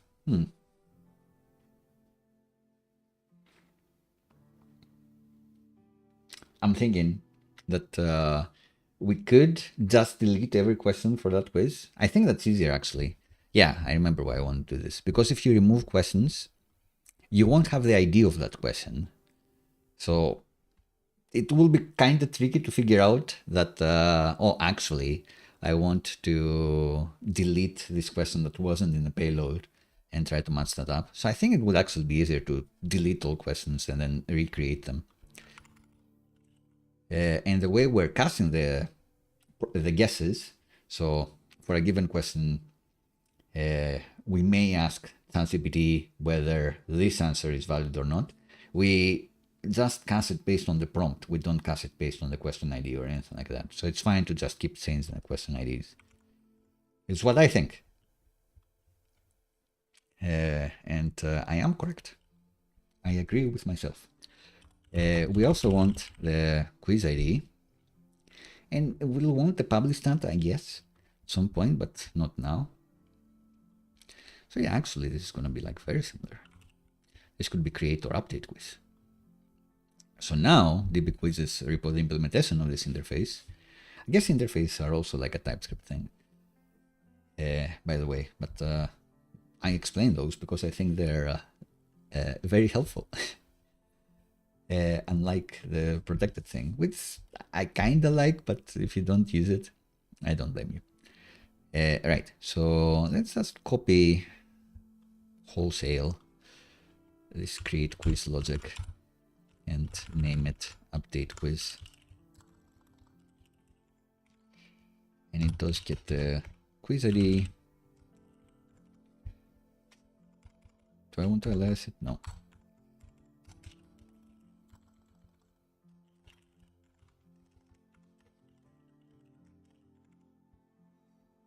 Do I want to put it like this? Not sure. So what I want to do first, as we said, is delete where the quizzes, delete from the questions where the questions quiz ID is equal to the quiz ID. Great, love it, beautiful. And so every existing question for this quiz is going to get deleted. And then I'm going to add new questions. And this should be in order, even though it's a bit slower, because you don't want a race condition of where sometimes you are doing the insert first and then you delete everything and you're like, what happened to my quiz? All right. So delete them, delete the old ones, add the new ones, even if most of them are the same. Mapping the quiz ID there. Great. So quite similar, actually. And that's it for now. Do you need to return the quiz ID? I guess you don't in this instance.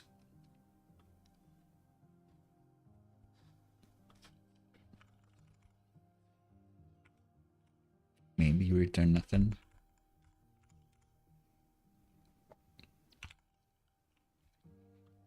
It doesn't matter. Let's keep them the same.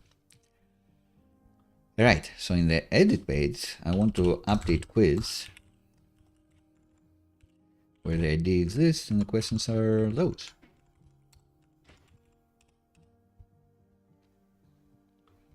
And this, much like the load page here, is going to have access to the page param of ID. So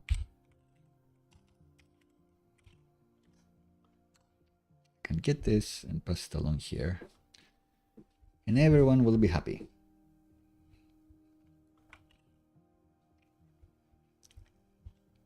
So the question is,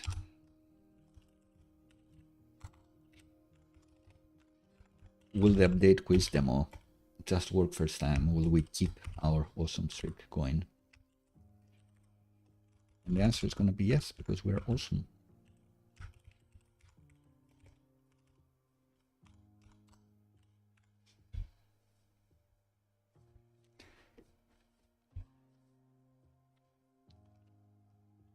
All right, so the default action for our edit page, which is where our form is entered now, is to validate the form still, same as the creation of a new quiz, confirm that it's valid, get all the questions from there, get the ID from the dynamic parameter of the route, and then hit this new update quiz method, which in our specific implementation, it hits our Tursa database using Drizzle to delete all existing questions for that quiz only, for the quiz we're talking about, and then insert the new questions.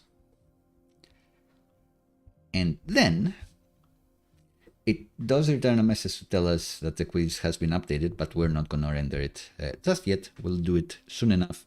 Let's prove that this works. Does this work? Yes.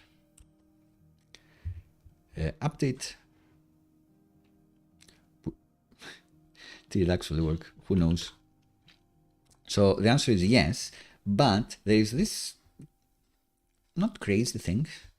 There is this interesting thing that the superforms work. So when I refresh the page, you can see that the quiz now looks like this. So it has updated. And if I actually go to play this quiz,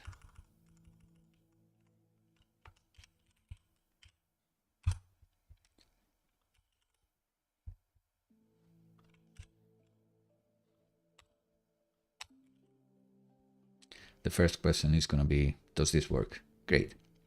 I need to clear my cookies because the cookies get fetched and created the first time you hit this page and then expire like next day. But until then, we are not hitting the database again to save on that person. So you can see that we did successfully edit this quiz. Great. But when it sends this,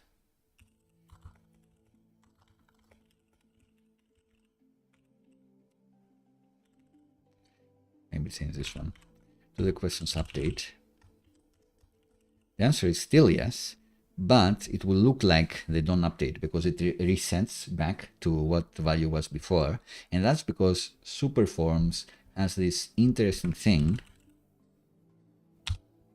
where by default it will reset the form to whatever its starting state is, which is handy when we're playing the game because we want to clear the user's input. They submit the question, clear it, and move on to the next one. But in this case, where we're editing, we definitely want to keep what they had because we're assuming it's going to be the same. We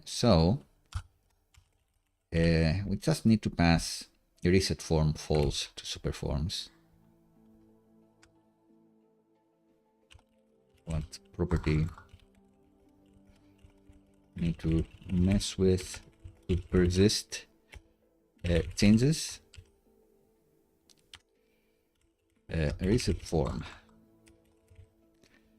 And yeah, let's update this, and you can see this is updated, but it doesn't reset back, so it looks like it worked.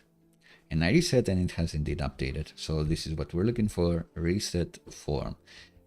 However, now that the user doesn't see any difference, they have no confidence that something has changed or not. So we want two things. Maybe we want post notification.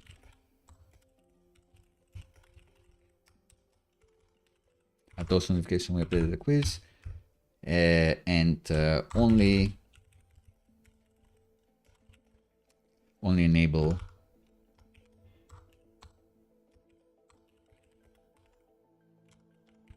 when the form is ready. So let's do this one first. 99 seconds. We've shown something similar, thankfully, for the profile. We know that for the profile page where you can update your username, we can get in here and then you submit, and then it's like you get this little toast notifications. Always toast never steered me wrong is what someone says, which is true. And I do like them a lot. Even if you navigate to like a different page, they will stay on like nicely. So the user will see them. They show a bit differently if you have like a bigger viewport or less, but the user will know. That's the main thing that we care about. The user will get it. You get a nice check mark. It's like great. So that's what we want. And if we look at the details form, I imagine, we also are using Superforms, and on updated, which we used a bit before, to do the confetti. So that's another thing that we did before. Like if you say 42, you get confetti on the submit button, which is awesome. So when the form successfully updates, and if it has a message, we're saying if it's valid, maybe if there is success as well, maybe that's what we want to do. We'll see. Then we'll submit the success toast. So let's do the same thing.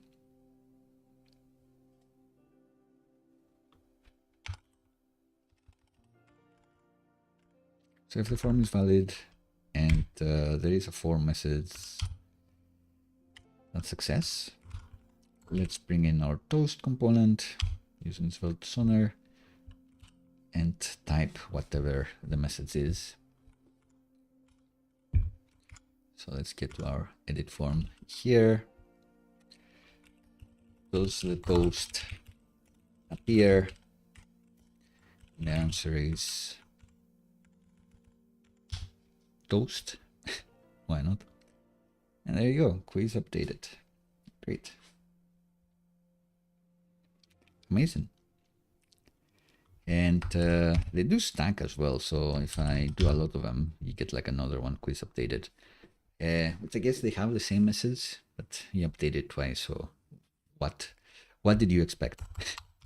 There are other things we can do with the quizzes. We can give them titles too, but I'm not sure if I want to do that. But if we were given titles, then we could say quiz, gaming weekend, summer of gaming quiz updated or something.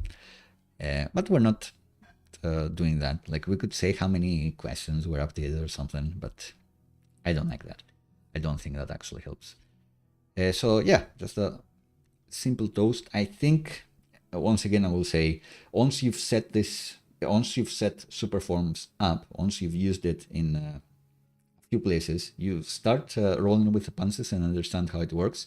And when you keep adding forms to your product, that's where it really saves you time. So first time setting up this toast logic, Superforms plus toast logic, may have been quite a lot of boilerplate, quite a lot of code.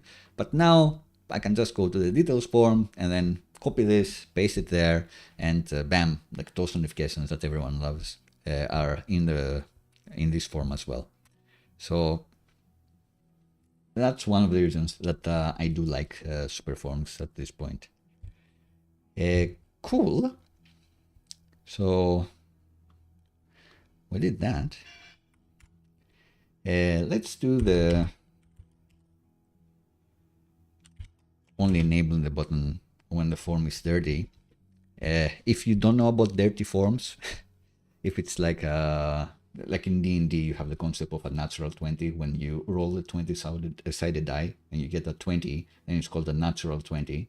And some people, when you roll like a 17 and you have a +3 modifier from something else, like you're good at deception, then you also get a 20 final result, but then you'll say like a dirty 20. But if you're outside of the nerdosphere, then it may sound a bit weird. It's like, dirty form, what does it mean? The first time the user sees this form, this is a pristine form. This is not a dirty form. It's clean. They haven't messed with it. But the moment they do something like this, the moment they go into a field and change something, then it becomes a dirty form. And some people would consider a form dirty the moment the user focuses on anything, but I think it's accepted that if you mutate something, then it's a dirty form. Some people would say if you arrive at the same state again, so if you remove something and then you make it reappear, again, it's like pristine because the payload hasn't changed. Matters for debate, that don't really matter. The question is, giving some extra confidence to the user that they haven't changed anything and not having them like click the submit button every time unnecessarily, even if they haven't changed anything, by checking whether a form is dirty or not. So have I done this in this project? Maybe not, but Superforms, those have things to say. Because there are two helper methods. Oh, did they call it tainted actually? Not dirty. Tainted form. I think there was a hit song that went something like this. Tainted form.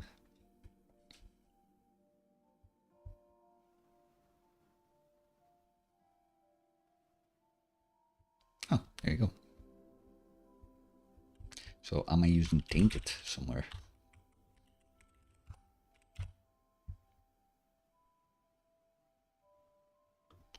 Yeah, I did those form once again. So they have a helper method of each tainted that you're supposed to pass the tainted form, and then you can pass this to the button like this. So another thing to copy paste, instead of looking around in a quiz form, in our button, we can say that disabled is equal to if it's disabled when it's delayed or when the form is not tainted. So if there is no change there, where do we get that? We destructure it from the Superform. So is tainted method tainted store. You can use it like this. So now when we first see this page, I cannot submit the form. Visually, I can tell that I haven't changed anything.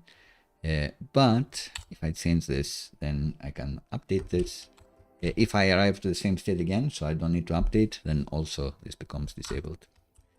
Great.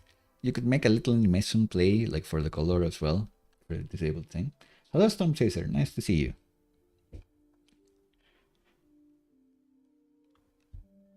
We've been having fun days. We now walk in the park, adding confetti to our quiz when you get the questions right.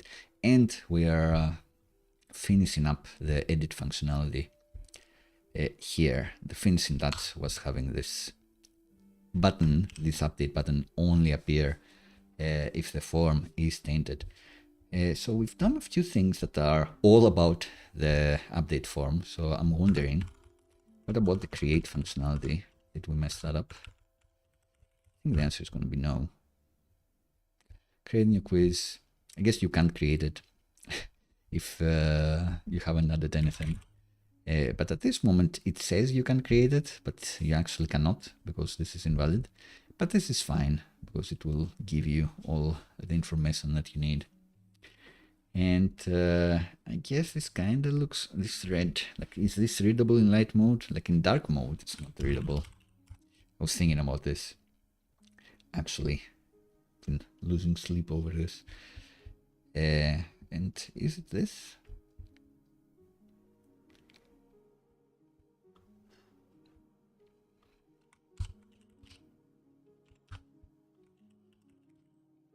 Text destructive. So it's this. And do I want this to be a bit brighter?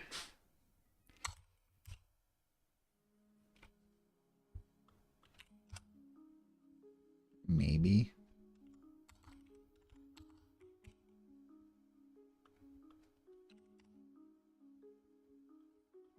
And less saturated.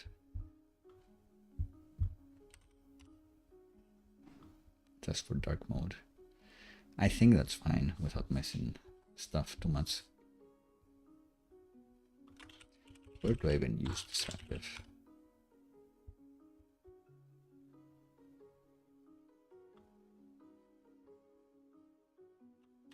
Quite a few places actually. Okay, I won't mess around this too much. So edit quiz seems to work. Disable button, we've done this.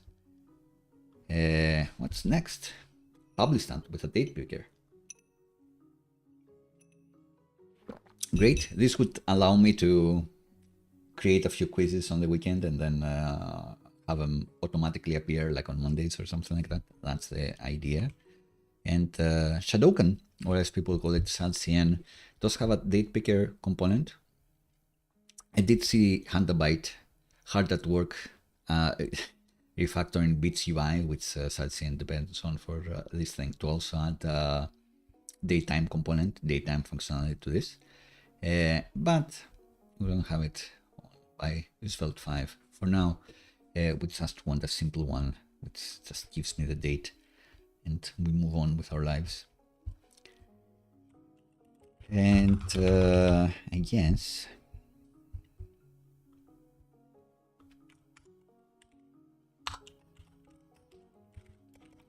already in this one, we can get this example that has it work with a form.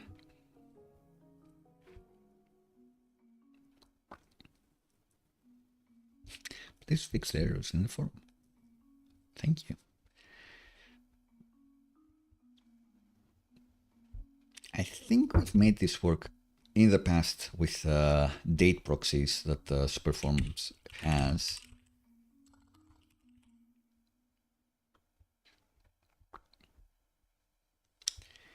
When we only wanted a date object here.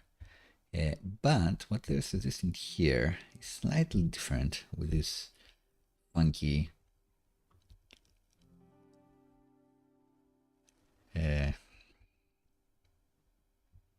internationalized date library that they love from Adobe.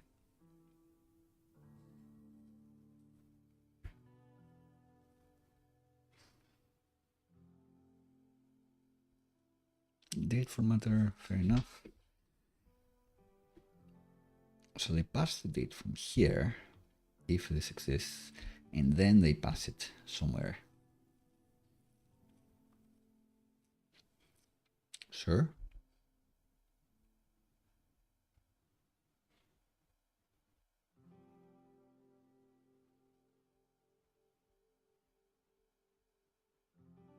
It's used to calculate your rates. Well, well, well.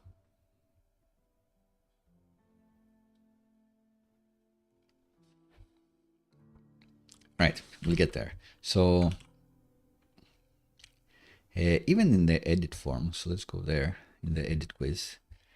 We can show a calendar field. I guess that's the start, isn't it?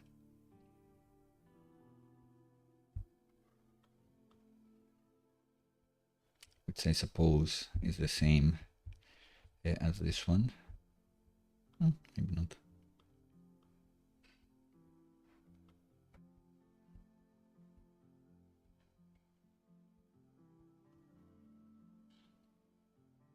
And what they want is all of this, ideally.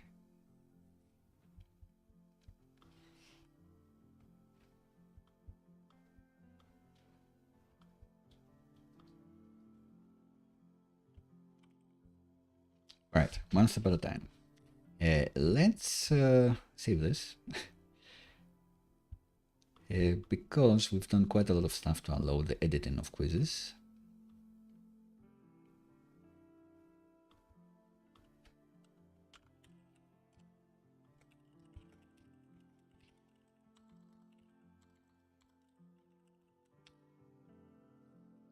And what we actually want is when we edit or when we create a new quiz, let's do the edit first. We also want to get the published count of the quiz, which we do. Great. And questions is this. I guess we can amend the quiz schema to also say it has questions, but also it has a published stat, which is a date. Is it optional? Maybe, not sure. Your cat decided it's time to sit in front of the screen, so now it's a podcast. What's the cat's name? That's lovely. If Summer, my Labradoodle, decided to do an epic jump on the standing desk, everything would crash. So it would be no more streams, only podcasts by recording on my phone or something. It would be disastrous. She's quite robust, I will say. Sometimes she has grace, but not cat's grace. Cool. So, is this optional published stat? I'm still thinking about this. Let's say yes. So now we can say the published stat is this.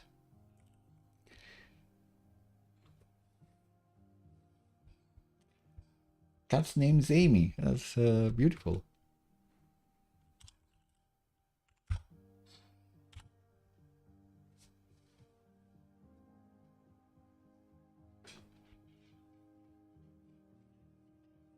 Summer is living as if she heard another pet being praised. Can't stand it. She actually does very well with cats. There are a couple of friends that have 2 cats that sometimes take care of Summer for us if we are away.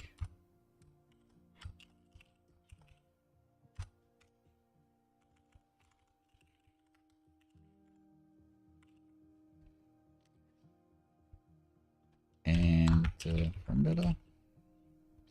right, so we have all these things and we have the published stat here. Just double check. Superforms has this handy super debug component. Just to double check, because we'll start messing with the date field, and I want to ensure that we are actually affecting something. So next step would be doing all of this.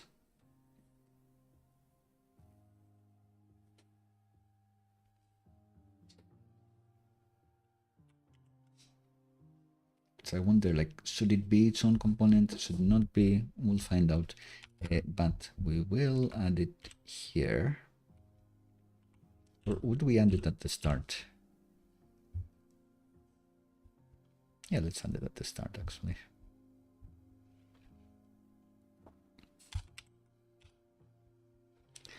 And we need to bring in a few things. The calendar icon.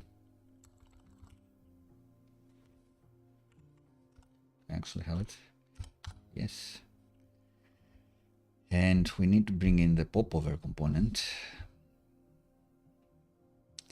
And more.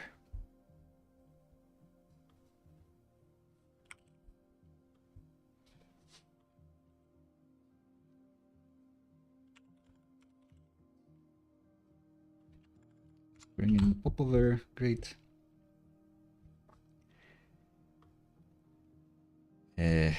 Class names, great.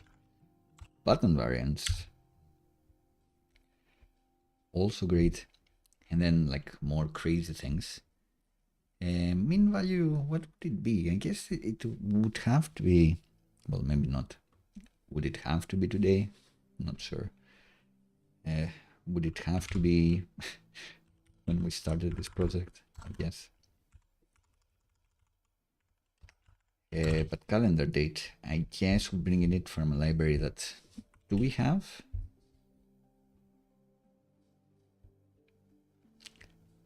It's not date library we talked about.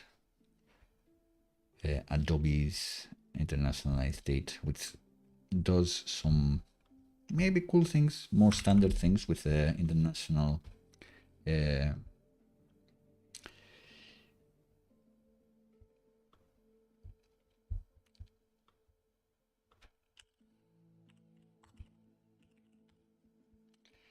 this library standardizes this one. It was great that this became part of the spec, but still some browsers behave a bit differently with it, which I guess is the motivation behind Adobe's library.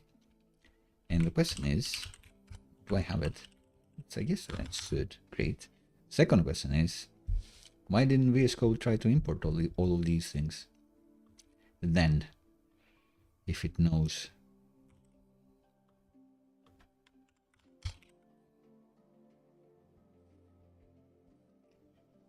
So we're doing all of these things. This should be published at. Yeah.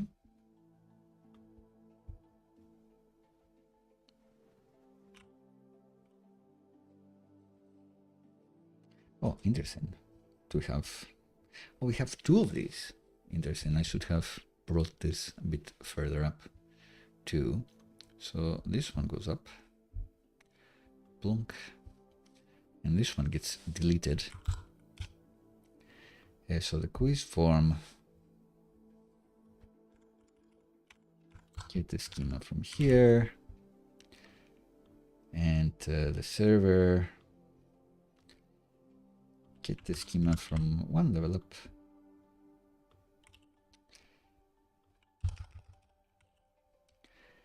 And you also get the schema from one level up. Two levels up, actually.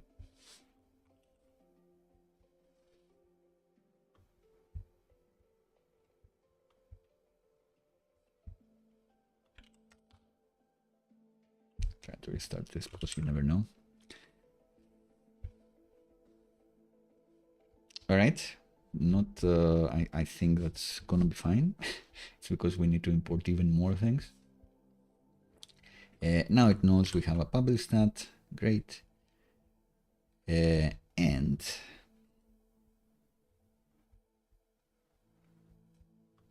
what's a placeholder? We'll find out, I guess. Keep following instructions. So in here, it instantiates a new date formatter. Date style long but I guess it only shows the date part. So date is like 6th of June,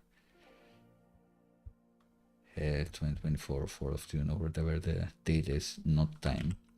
In my head, this may sound obvious, but in my head, date can include the time. But that's the datetime object, so I'm just being silly. So all of these things, let's copy them. Feels like something will extract to another component. So I wish I could leave this undefined to respect the user's locale, because I'm not NUS, for example. And the value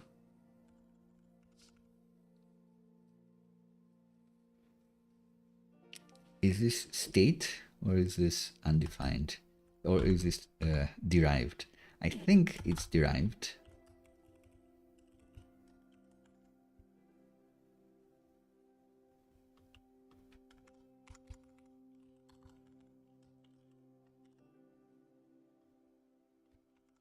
Would it know? I guess it would know. No, it's gonna be state, surely, because we bind it afterwards. So it's gonna be this. But it's not date of birth, it's published not. Great.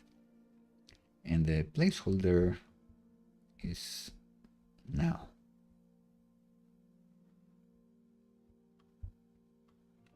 Oh, we're not binding this, interestingly enough. So maybe it is derived.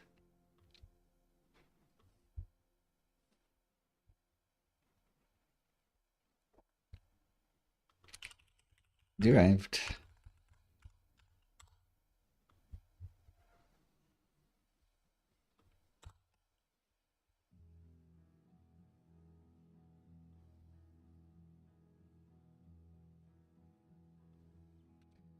Do they have like a different parse date, like parse date object?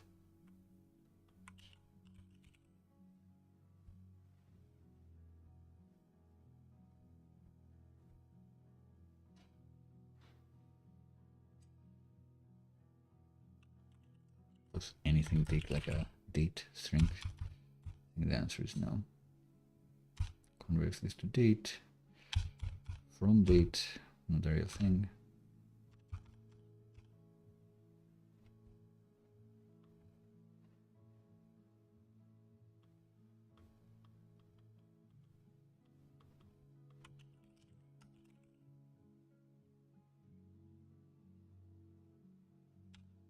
There is this. What does this want? What does this expect, actually? It expects that this is like a date value. So I guess that's not what they really want.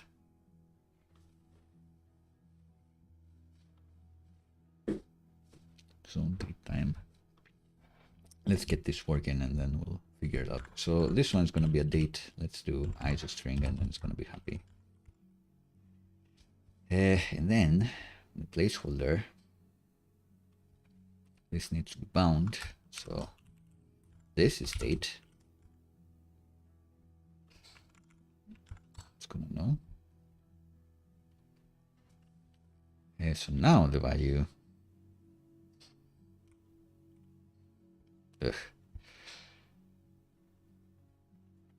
Do we have two calendar thingies?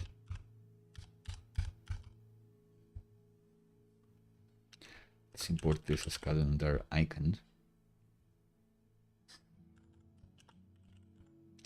Great. And the calendar component can only imagine have it somewhere in SatCM, add it at a different time.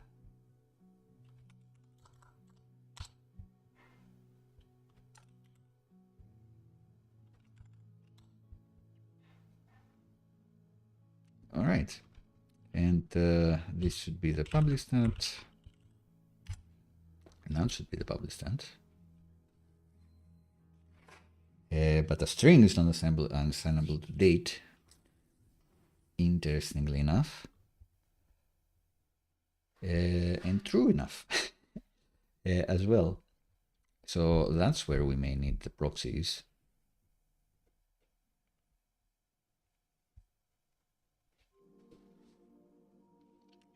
So let's look at superforms, date proxy.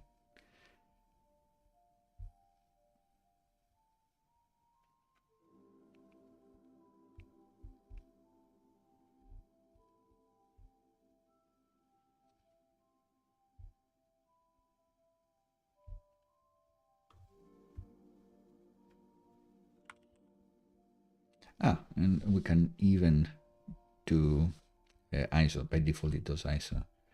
Sure.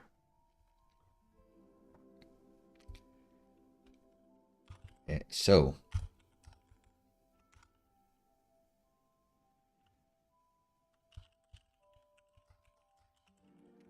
we get this date proxy. The thing with superforms is that, and drizzle as well, they do some magic to get strings to look like dates, to become date objects. And there are handy methods like this date proxy, where you can give it a field that is stored as a date in your database or wherever else. But when you're working with HTML inputs, everything has to be a string. And therefore, there are things like these helper methods that proxy your date object into the string that your input expects. And maybe with no options, it's just going to work. And should we be doing let here? It's saying const here, so I guess that's fine.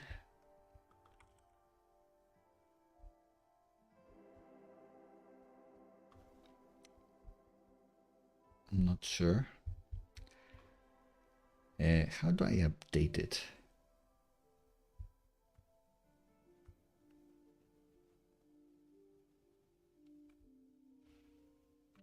It's going to have a value here, so that's fine. I think that's fine. So update.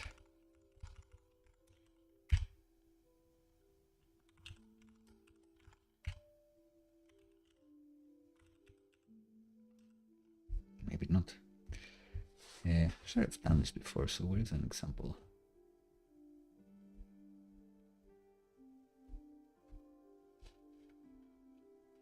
There you go. So we have this. It's supposed to be a date. Great. And here, it has a date here. And then that's the value of the store. That's the value of the store. So if this is set, then we can just use this and everyone's happy. Great. And in order to set this,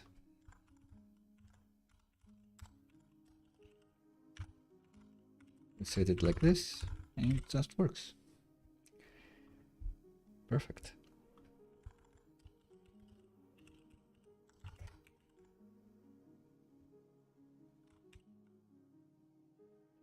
All right. Let's check for more underlines, like here.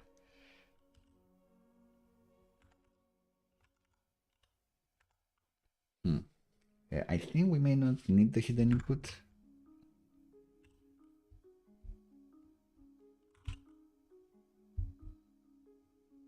Anything else that's obviously red? I don't think so. I think that's it.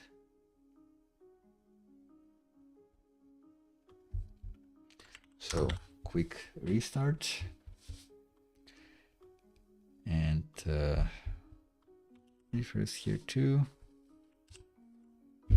and see where we've gone wrong. Oh, 500 here actually. Invalid ISO date. I think I've seen this before. I've definitely had this problem before. And I don't quite remember.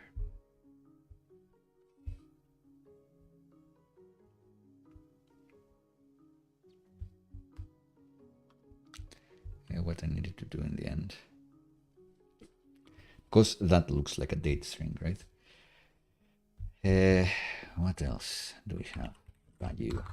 The value here derived by this. Great. Is this the problem? Is this what's crashing?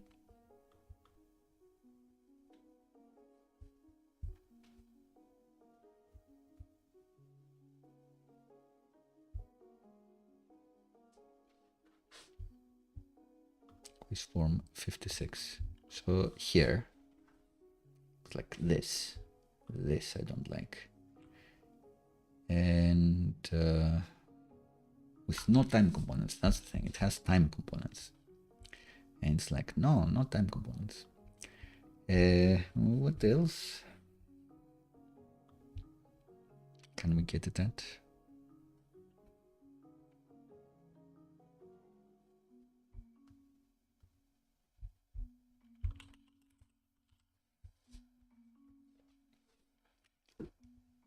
Isolate string. Is that it? Come on.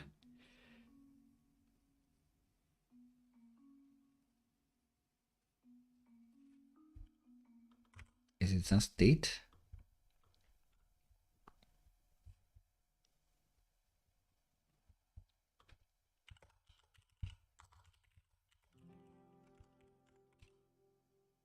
Yeah. Okay. So date without the time. And it's fine. This internationalized library always gives me grief. But hey, looks like we made it.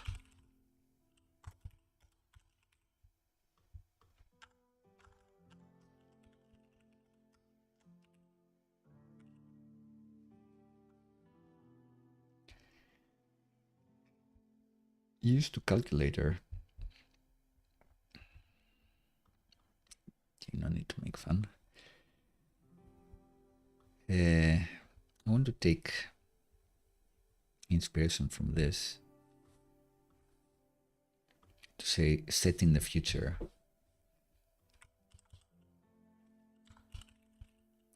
Set in the future to schedule. So in here, do I just have the description in here? I guess so.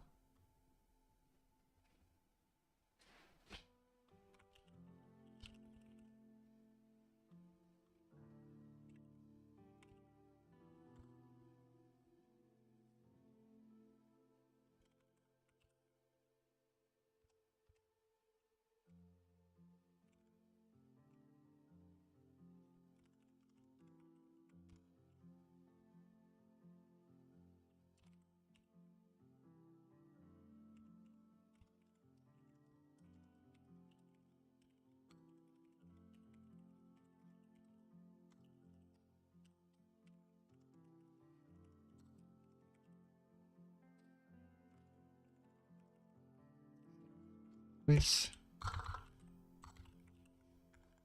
To Q quiz. I hope the wording is clear enough.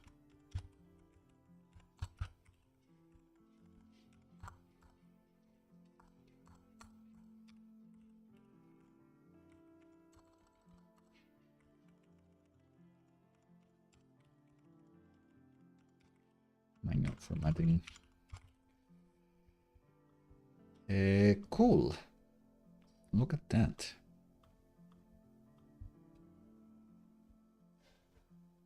And it looks like the publish stat has updated as well.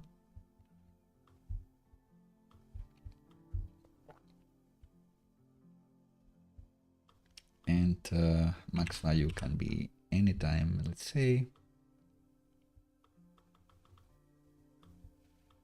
If you want to set up quizzes for like a million years in the future.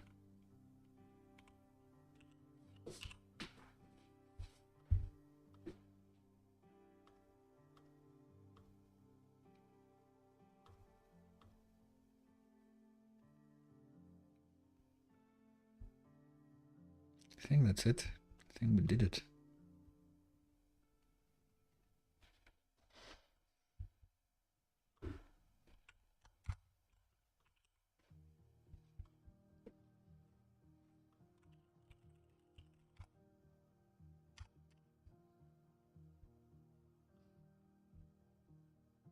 And placeholder is today.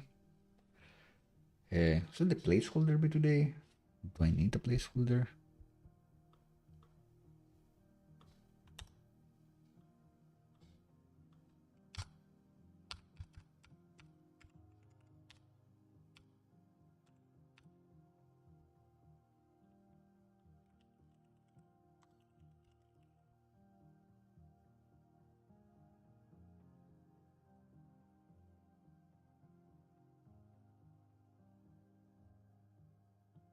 If I don't bind this, what happens?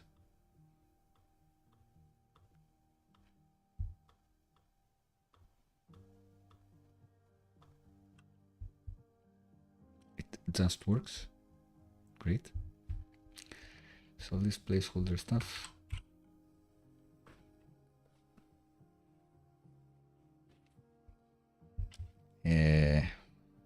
Fine.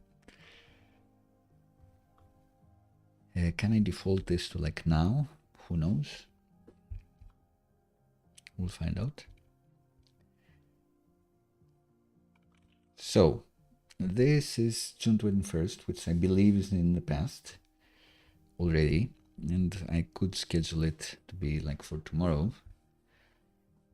If I were to do that, then and submit, then we'd be going into this action, which would be getting just the questions, but we also want to get the publish stat now at this point and pass it along the update quiz. So this should also get a publish stat, which can be a date, I guess. And the DB quizzes repo, update quiz, gets a publish stat, it is a date, indeed. And, oh, interestingly enough, with all the questions, and I guess here, like in parallel, we could update this.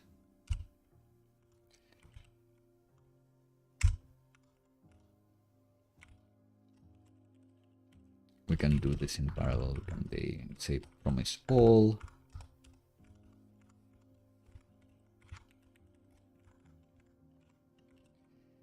One operation is this, to insert the new questions. But the other operation will be on the quizzes table.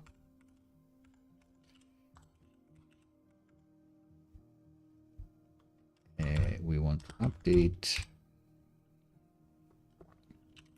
where quizzes ID is quiz ID.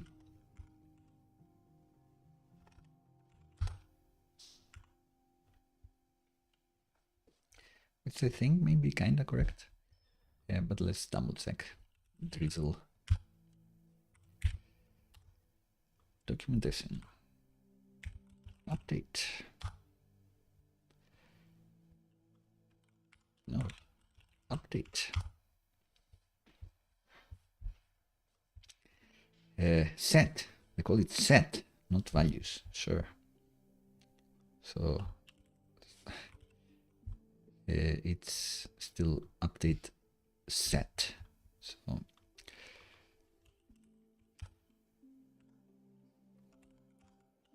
set publish that, pass that along.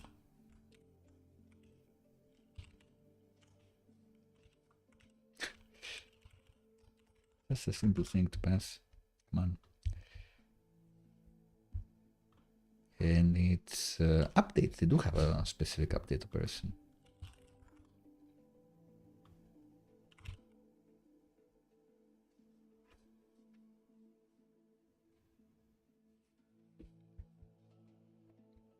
And it must be nothing. Feels like this should be correct. So update quizzes set publish stat. That's it.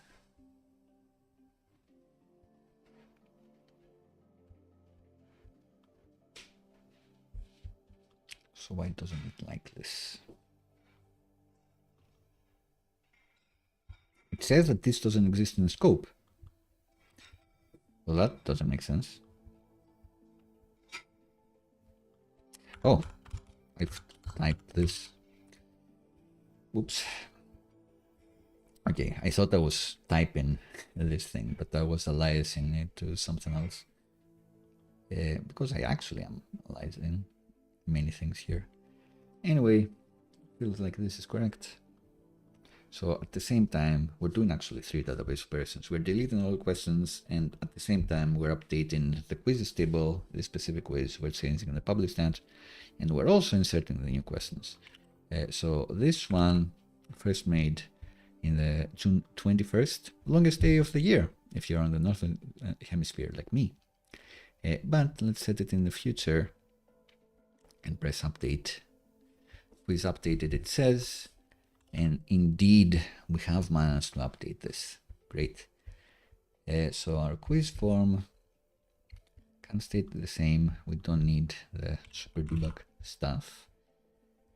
And our next question is, don't like how this is like small and everything else is like huge input field, but I guess it makes sense. Oh well, I need a UX person to tell me how this looks. But what about the create form?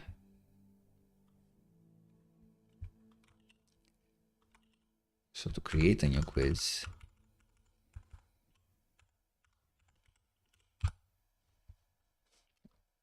does this just work? I guess the answer is yes.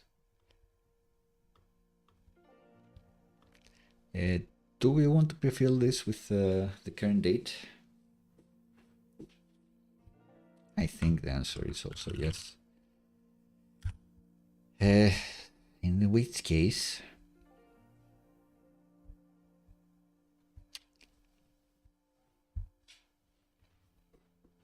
I think we just give it publish that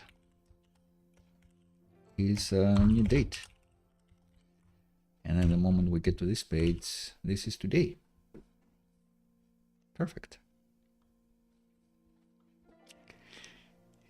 Cool. But now this thing, the create quiz thingy, only gets the questions, and what we want is to also get the publish stat.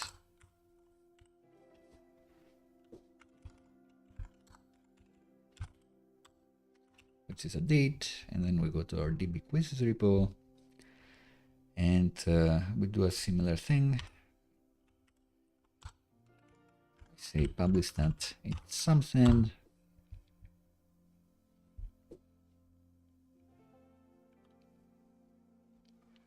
And I guess at the same time we do the exact same operation.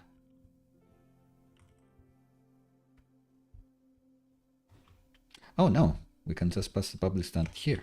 Great. Brilliant. We were already doing 2 operations here. We were creating a quiz so we can have something to attach the questions to. And then we were adding the questions. So now the quiz we create actually has the publish stat that it gets given. Right, so let's remove a couple questions. By a couple, I mean all of them. And can I set dates correctly? Yes. What's the field called? Published at. And we can create this. And we should go to play it immediately. Let's put this like in the past or something. Yesterday. Did I create any quizzes today? Probably not. So this one, all about today's trivia train. This isn't today's trivia train. We should use the publish stat here too. And if we play, we also find this. Great. So we have managed to set the date correctly. I'll do a little break and be right back for more.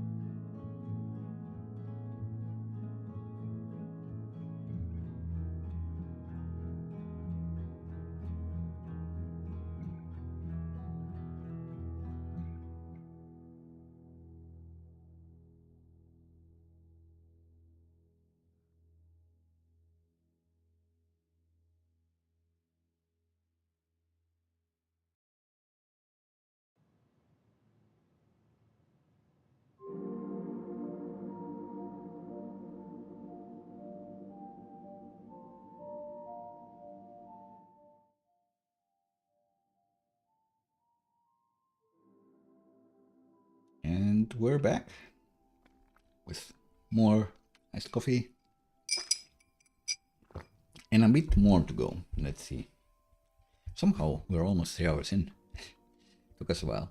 So what did we just do? We just did the publish stat correctly. So let's offset break here, around there, and UX touches, formatting dates.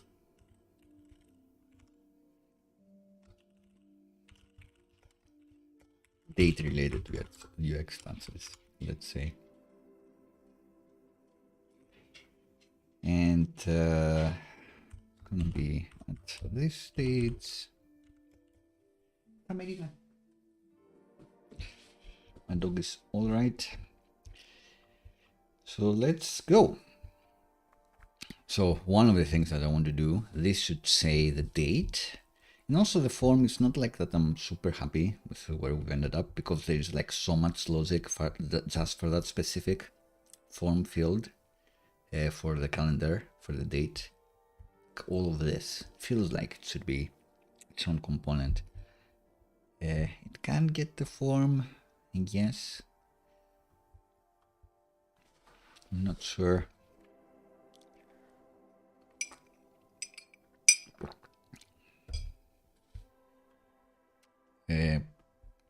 What else is doing here?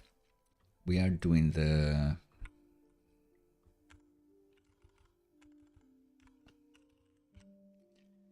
formatting EN style, which I think for defaults to an internationalized English way, but I'm not sure. So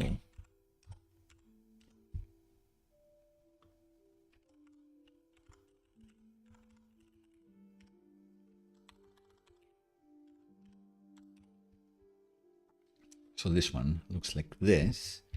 If it was English UK, yeah, it's like this. And US, it's like this. So I guess they're doing it US style, interestingly enough. What other formats they have? Yeah, long is good. I like that. If I leave it undefined, it's not accepted, but it does do what I actually want, which is default to the user's locale. I think they have a way to get the locale in this library.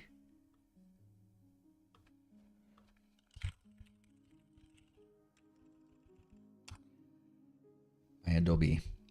It's been in the news recently. So switch to zoomed in view. Right, so this thing.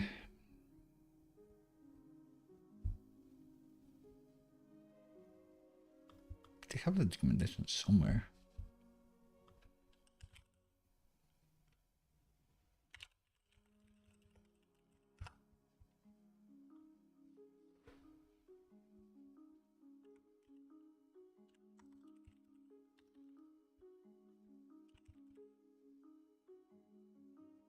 Use locale. No hooks here, I'm sorry.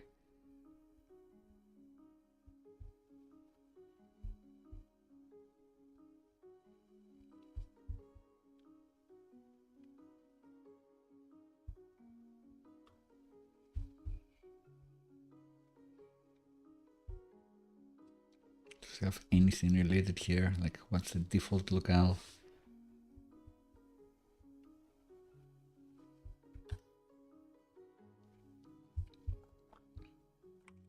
Who knows?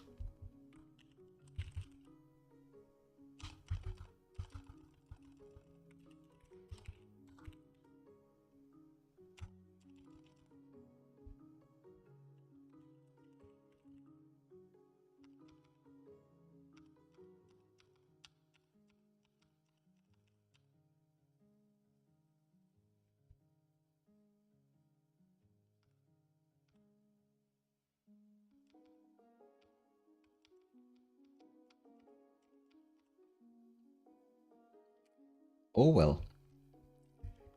Yeah, don't pass the public stat here. That's being foolish. Guess so.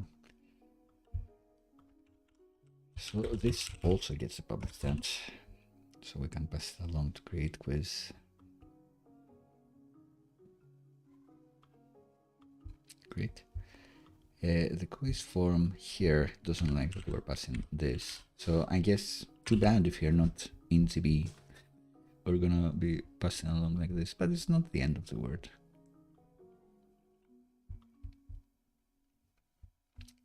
And my other problem was that all of this could be extracted into its own component.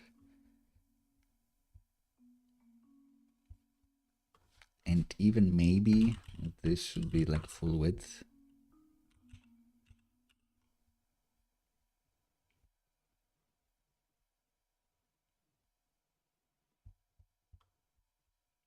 This should be full width. Is it like too ridiculous? Not sure. Again, I need a UX expert to tell me. And it also bounces. I see. Right. I don't want it to bounce in this instance. I want like these buttons to bounce. But not that one. So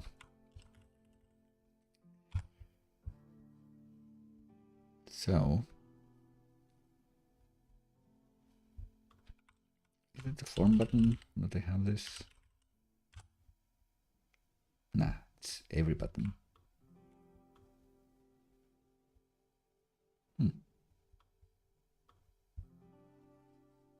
Lies, it's here.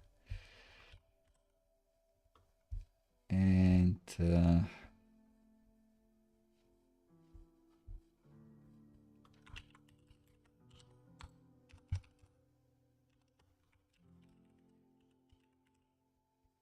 active. So maybe this is what I want to override. It's a very small thing.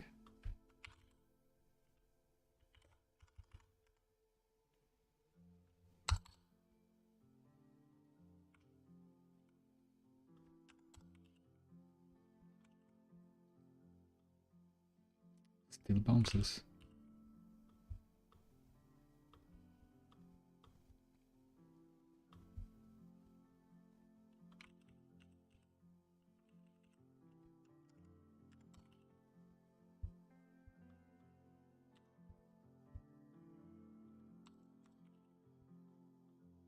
Alright, there you go. No more bouncing. Maybe we wanted to bounce. Anyway, doesn't matter. And even if we hit here, it works. Hit here, it works. Hit here, it works. Great, everything works. Beautiful. That was one of the things. Another thing was, can I extract this to its own component? And the answer is always yes. Yes, you can do everything, so long as you believe. But then I guess it gets the form. It's the whole form.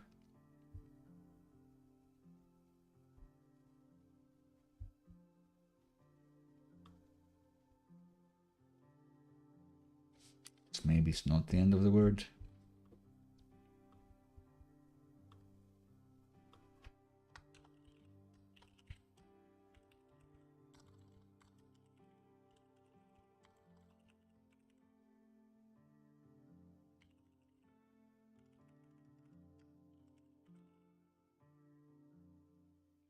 Call it start calendar. And maybe copy everything. Paste everything. But from the HTML, all we want is this. It is a lot.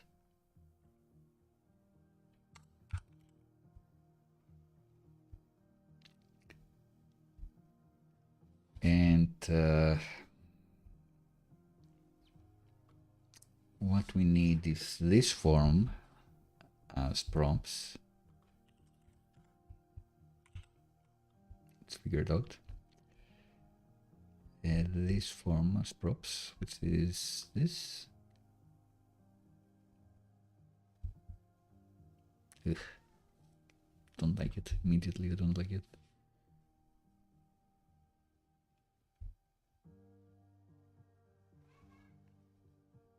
Does it use the form again? Like maybe just the form control and then it will magically work. Hope so.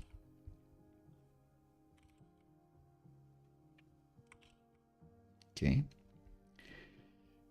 And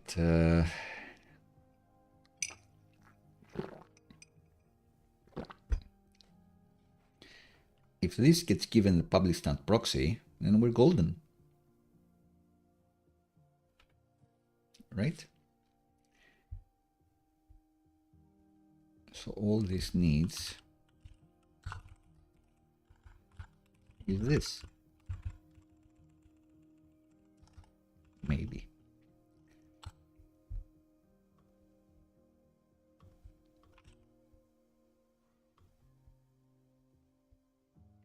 Oh.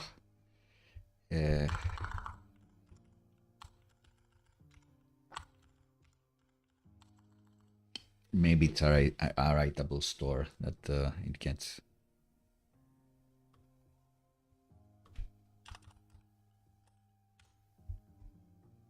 We'll find out.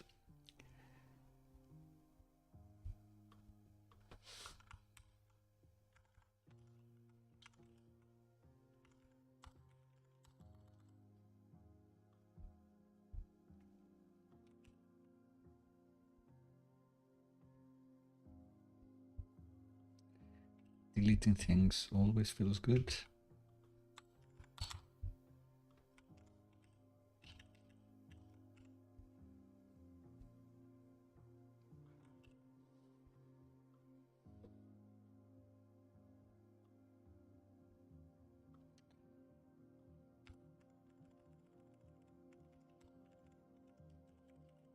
call it publish.calendar input. And the idea is for the quiz form, like for this thing, just use the publish.calendar input. No problem. Not a problem. And pass it like this.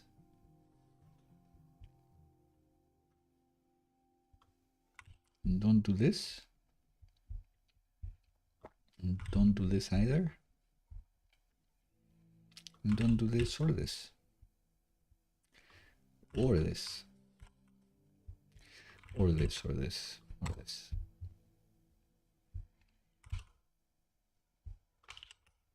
And it just works. And it just works. And let's double check. Let's import super debug again.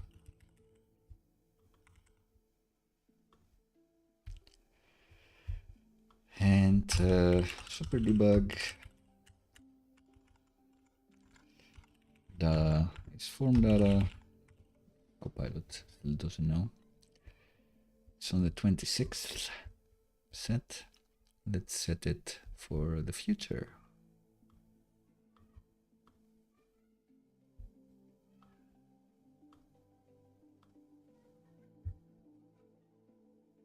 Doesn't update. Does not. Great. I'm glad we checked. So I guess this needs to be bindable. Yes.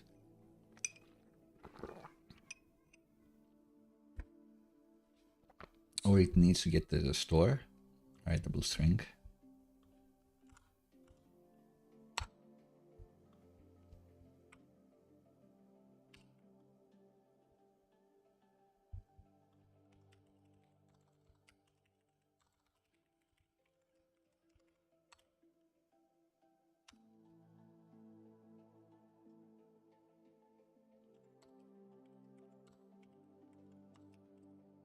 So now we're getting the store, we're deriving it like this, and we're setting it like this. And that will allow SvelteKit to do the auto subscribing and update it and setting, which is actually what we want to do here. Yeah, I think that's why this didn't work. It was a crazy idea to begin with. But now it does. So if I set it to... Can I not set it to the past? Guess not. Interesting.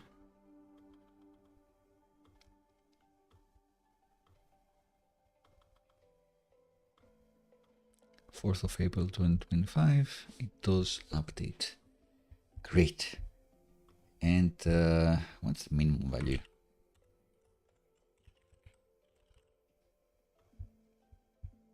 Oh, it's in June. Cannot set it further in the past, interestingly enough. That's why you cannot go further back. Okay. So that looks more reasonable to me. And we may delete that.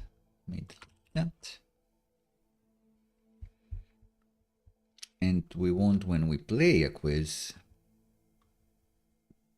to display the date formatted.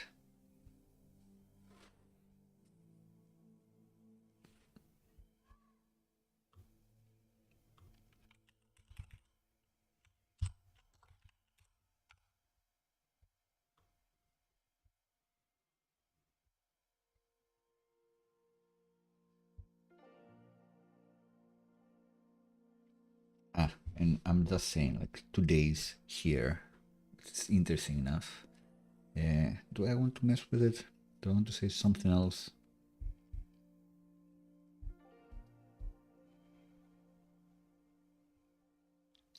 The quiz has a published stat?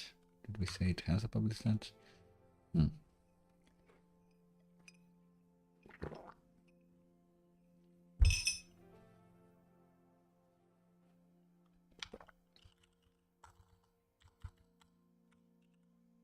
Guess it doesn't.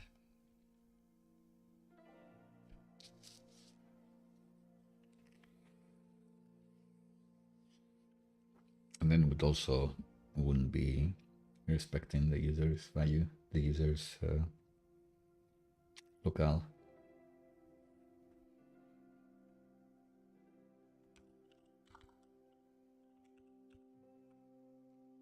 Yeah, I don't particularly want to do this, but I should. Let's say that it also has this, but that means that find quiz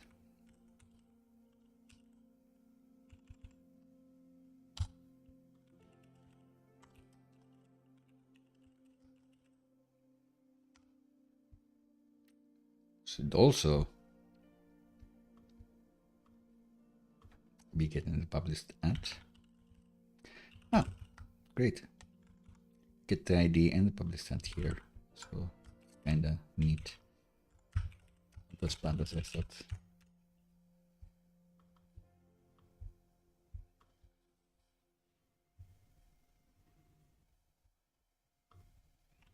But we don't always do this, fortunately.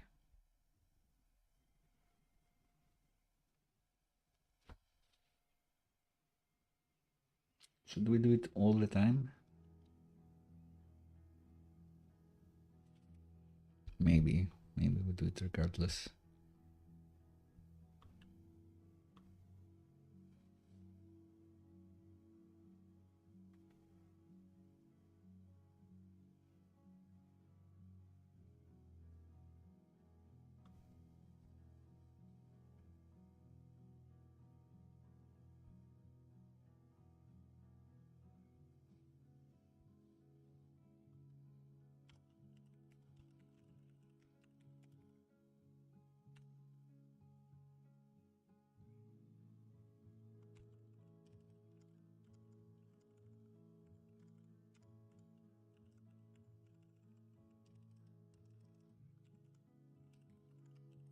Calls DB quiz, then DB quiz ID, and also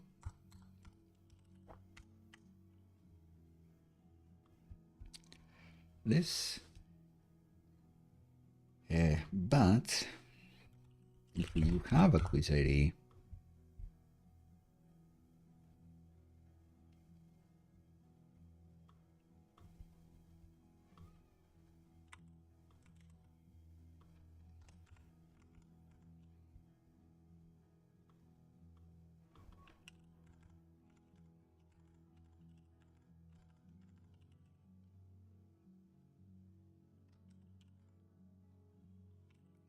in order, yes, limit.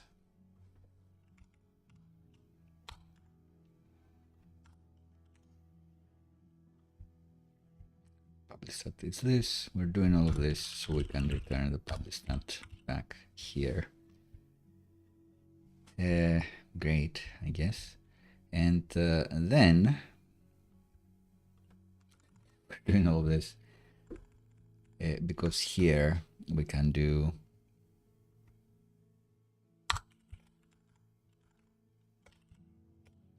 all aboard the trivia train for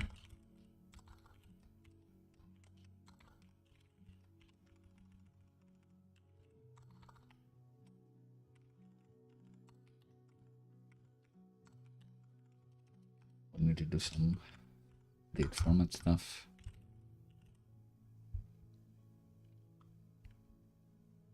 And should we do the same thing here? I guess. Not thrilled.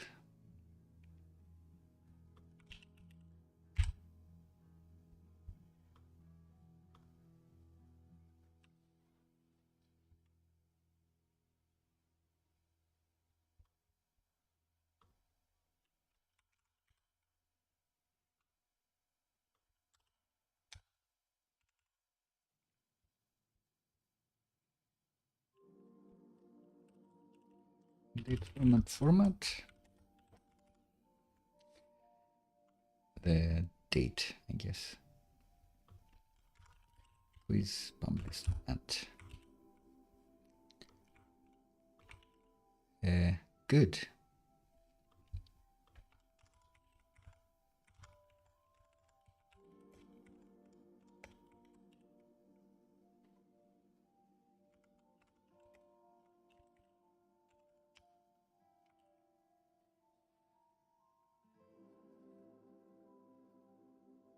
decent. So if you look at previous ones, then you're able to see when it was supposed to exist.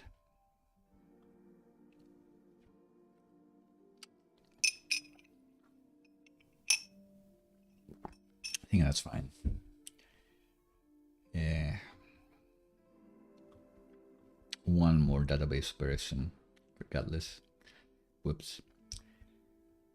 What can I do? I'll be thinking about this offline if I don't want to change this at all.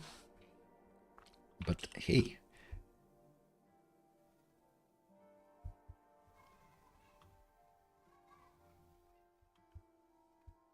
What other styles do we have? If any.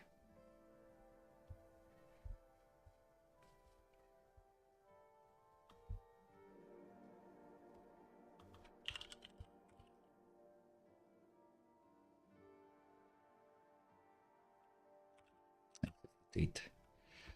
Interesting.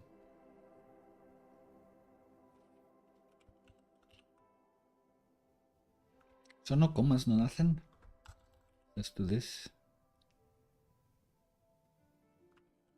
The same as the US one. Let's say Spanish. Interesting.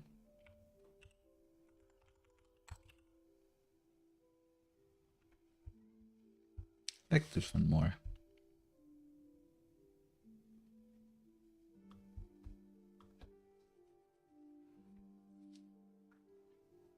It may be weekly as well. Oh well. No need to think about it too much.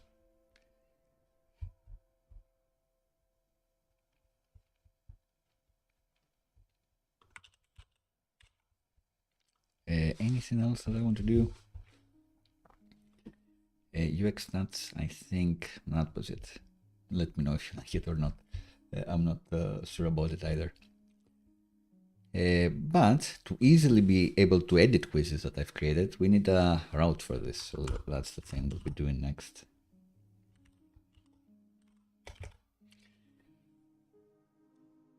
So we're back to doing our own CRM style functionality, content management, CMS style functionality, I should say.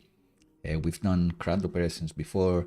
We've just been doing create and update operations, but to be able to easily do update operations, we probably need a list to see how many quizzes, where are all the quizzes that I've created, and each one should have a button, edit button, so I can click and go into the form instead of me needing to find out the ID using various magic means. I would like, therefore, maybe a quizzes route to exist, which it doesn't, which lists all the quizzes that I have.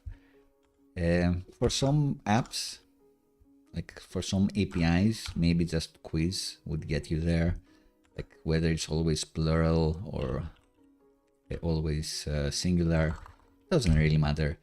What I've done is that it makes more sense for quiz create and quiz, the idea of the quiz edit, to be a thing, so I've kept it singular. But the flip side of this, if you just go to the quiz route and you expect a list of all of them, the quiz singular doesn't look like the place where you'd find all the quizzes.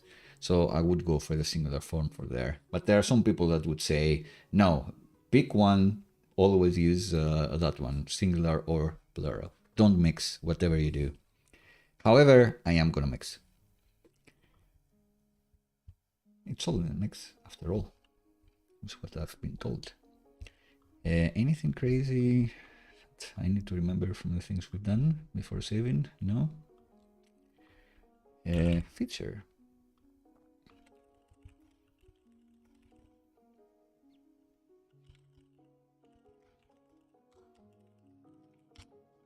Create feature. Now we want a list view for all the quizzes. We've done this before. So would I take inspiration from anything? Maybe the create route. we need to reflect the path that we want. So inside node directory at the root, I suppose, we'll create a quizzes directory, and that the moment we put a plus page.svelte, it will result in some UI being reflected in this page. It will be found. And just to get a head start, I am gonna copy wholesale both the plus page.svelte, the UI stuff, and the plus page.server.js, how it gets data, here, and paste them in that new directory, the quizzes directory. And nothing works immediately. It's not gonna have a form. Great. So that should be kind of fine. Not really. If you're not me, don't go into this route. That's fair enough. No need for a schema. There are no forms here. No need for form actions. There are no forms. No forms, I say. No need for this. No need for this. No need for this. No need for this. There you go.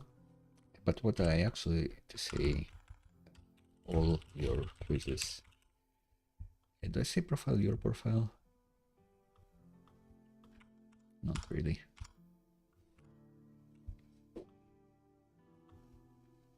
I don't know if I refer to the user as you or as me, like my profile or anything like that. But hey. So what I want in this page is to actually get all the quizzes I've created and list them in a nice and ordered list. So name of this page should be all your quizzes.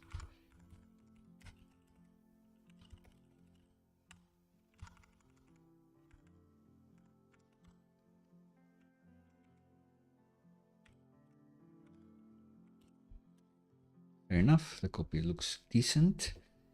How do we give this list of quizzes? Well, in the load method, we need to hit our database yet again. In the locals, we have the quizzes repo, but we need to implement a new method once again. Maybe all quizzes.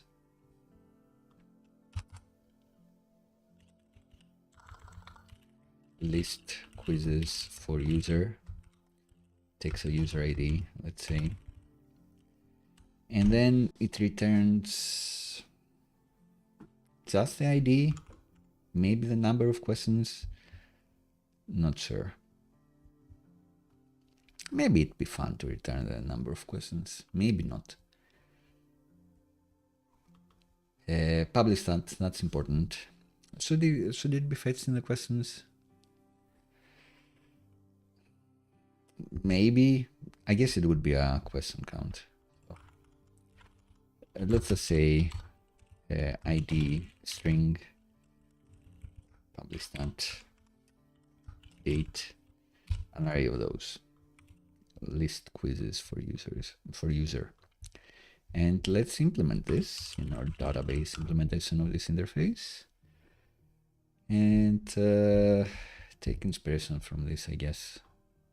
Find quiz. Plunk. And wow, what a file. Huge file. And I call this list quizzes for user. Takes a user ID for sure.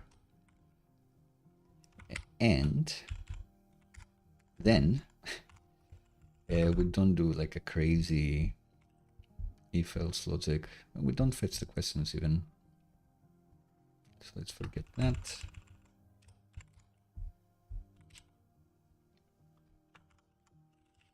Quizzes. Let's quizzes. User quizzes. and we want the ID and the publish stat. Great. From quizzes, no where clause regarding the publish stat.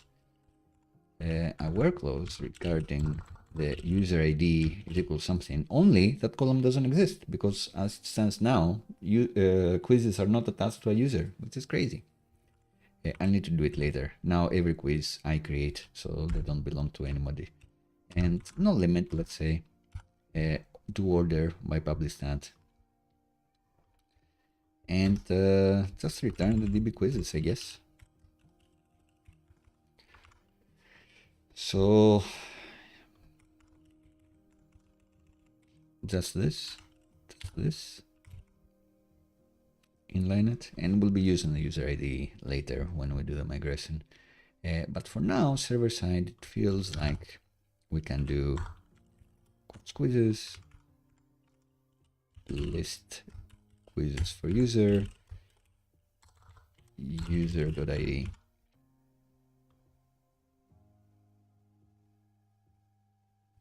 Great. Return them.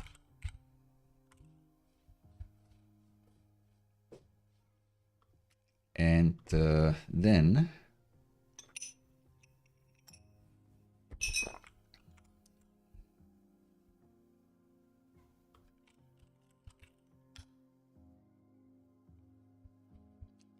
in the front end, our data will magically have those quizzes in them. So here can have an ordered list, maybe inside the section, maybe not. And we can say it's data quizzes as quiz or ID publish stat.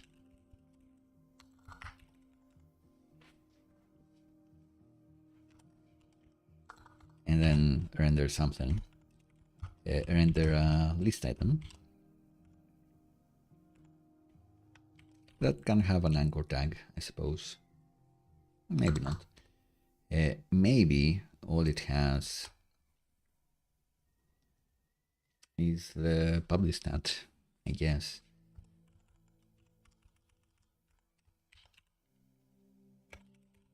Second guessing this. Let's just render the publish stat and see something nice. And there you go. Date object stringified. But do we want cards for this? Probably not. We would want a date format type of thing. We could have like a break if the publish stat is before or after today. That may be fun.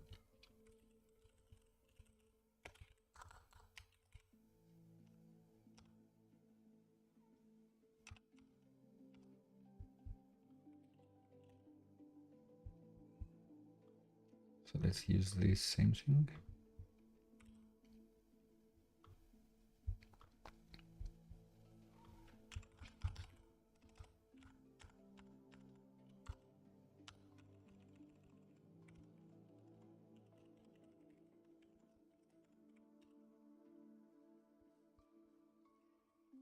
Cool. So maybe that's like an H2 or something. For now. Can become an H3 at some point. And is there a nice way to see them, these items? Let's look at ChatGPT, which I like to call Shadowcan. And how big do I want it? Maybe large.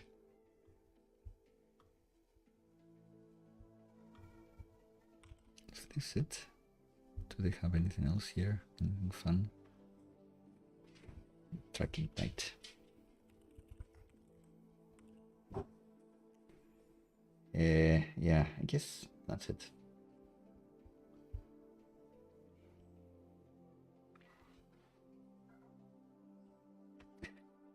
My doggy was sleeping and snoring, and my wife returned from running And immediately Summer goes to greet her. What a lovely dog. So yeah, we have the quizzes there. You could have stats like how many people have played or something. That's something for the future. But the important thing is that you want a button, right? I want a button. I want an edit button. And in fact, I want two buttons, edit button and delete button. Two of them are the same. You could have the number of questions, as I said, but I don't know. Is it important? I'm not sure. You can do like an aggregate count, but maybe something for later. And let's say that this is like flex call as usual, and do a little gap. And for each one, I guess I want buttons. Do I have any buttons anywhere that are actually links? This is actually a link. Okay, so in the root page actually,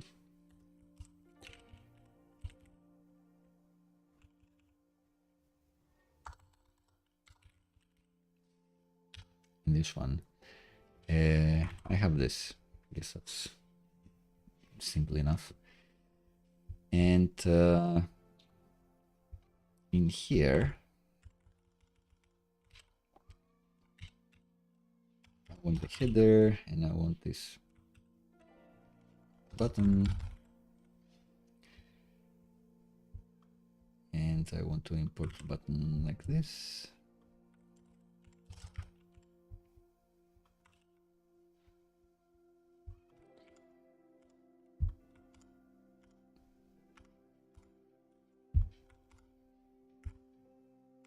Trying to get back to the edit page. All right, here we go.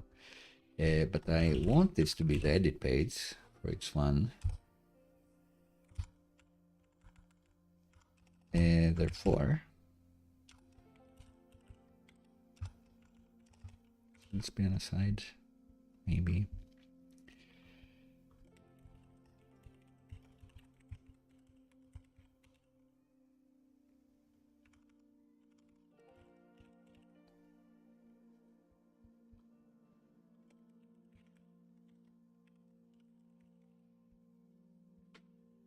Nice edit button. And maybe even a delete button.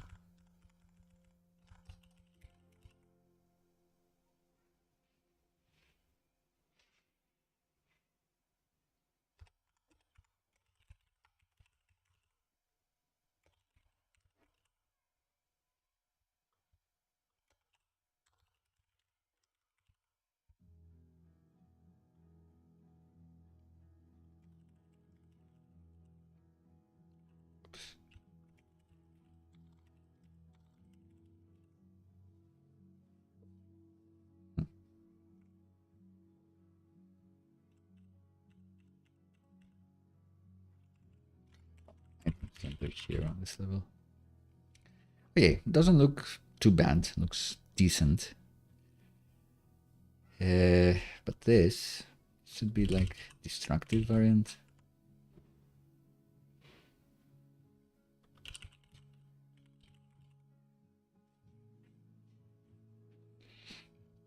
It's a bit too intense, if you ask me. But hey, I'm not a designer. The important thing is that the edit button should get you into the page to edit this, which we all know is actually slash quizzes. Then the idea of the quiz here, this is where it comes handy, slash edit. And indeed, now I click slash quiz, Johnny. We talked about this. We said how this may confuse people, and it indeed confused me. So now we go into the respective edit page of each one. I can easily edit them. Great. Beautiful. And I think that's fine.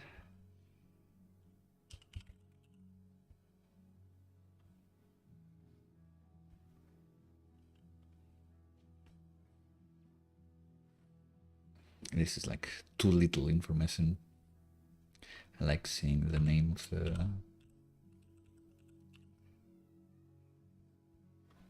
of the quiz, but then this becomes a bit uneven, which is annoying. So not sure.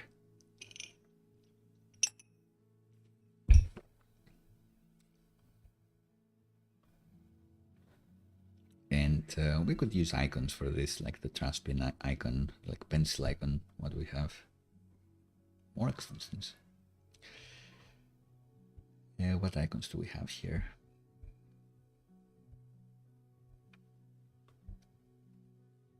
We do have pencil icon and trash, delete icon.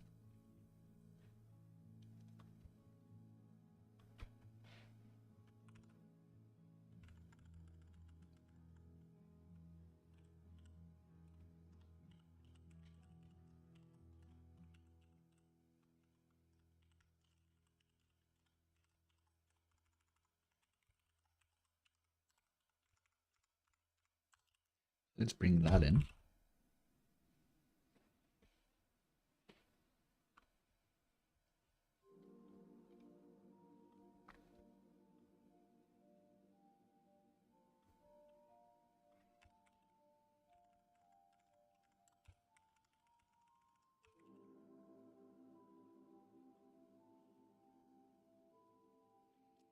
And then we have like two questions.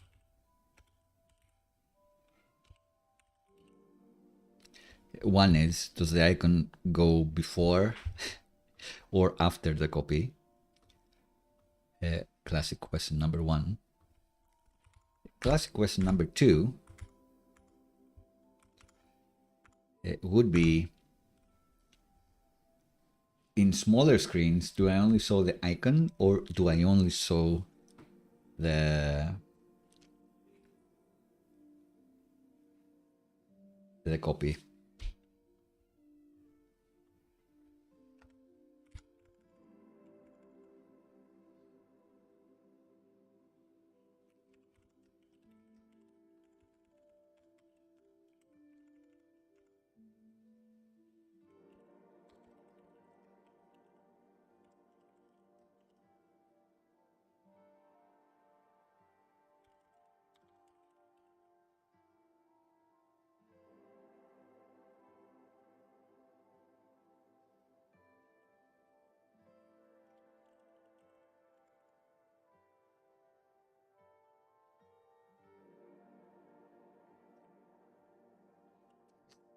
Is there only? I don't know. Can I give this a title? Let me double check with Tailwind. Our friends at Tailwind.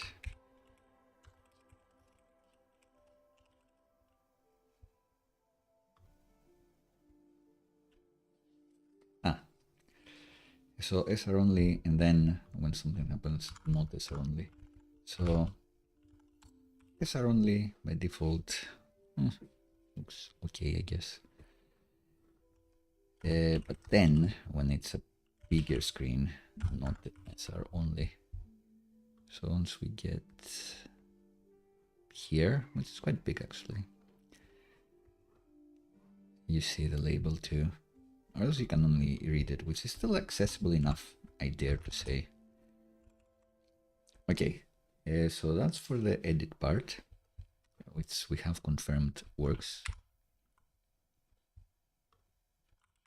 I guess this could be an underline, so you can actually go play the quiz, I guess. Make sure to have like a decent gap here.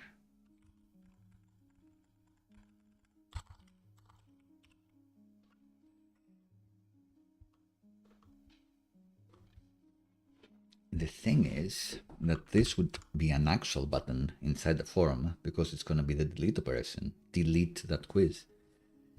So which one of them is actually trans? Not this one.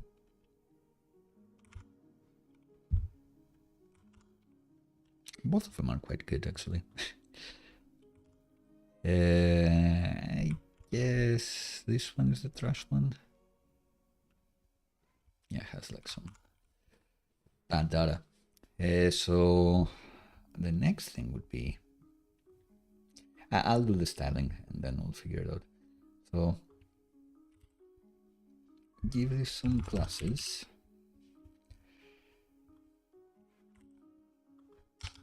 Give this some stuff. Call it delete. Give it the delete icon as well.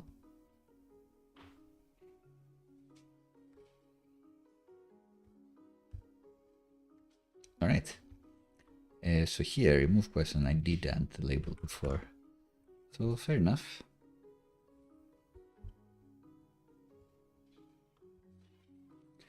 There is no going back, no soft delete. So what's out? Latest one, this one. You press and it's gone, no confirmation dialog. High stakes, double click. High stakes click. We could have like a dialog for this, I guess.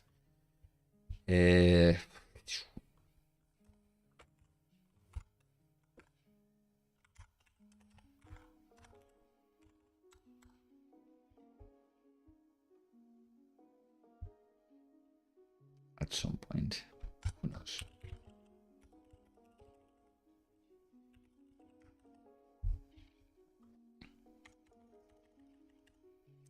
And we've talked about soft deleting as well before, where instead of actually deleting something in the database, what you do is have a delete column, and when the user says, I want to delete this, you set this column to is deleted true, and therefore you're not fetching it in the UI, but still, if the user, well, clicks an undo button if you have that one, or if they call and they beg you and they're like, I didn't mean to do this, instead of having to look into database backups, which maybe you don't even have, then it's still in your database. And you can change this flag, is deleted false, and it reappears, and the user is super thankful. So maybe that's what we want to do. I think that's what we want to do. And the thing maybe to keep in mind then is that every so often you should probably be deleting the some data that has been is deleted for ages, like 1 month later you can remove. My dog is back. Family, hello. How are you doing? When she doesn't want to be hugged and grabbed, he falls to the floors, Jiu-Jitsu style or MMA style.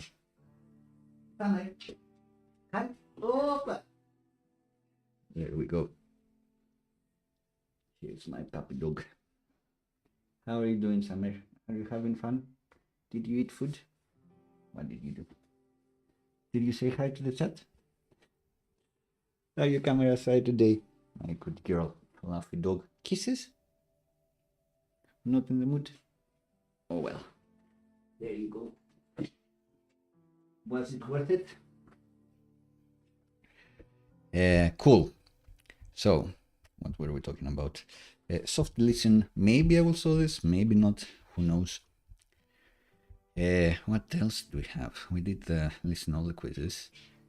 So, tying users to quizzes, that's what I want to do. If I am to open up, everyone can create a quiz. Maybe that's the thing to add next. So this...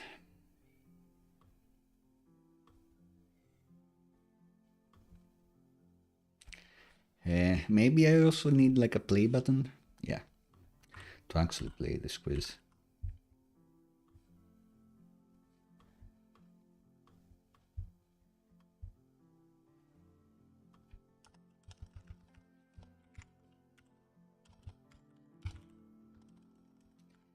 Which would be play and then a quiz ID.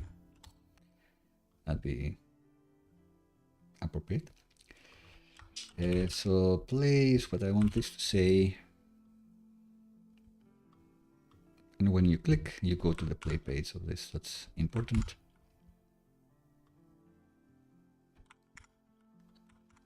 We can see that the dates are correct as well. Beautiful, great news. I guess we need an eye icon, which we don't have.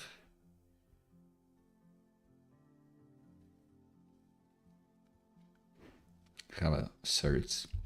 So let's do this as well. We haven't done all this in this episode.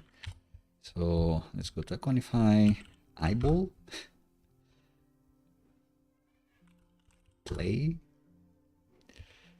not really.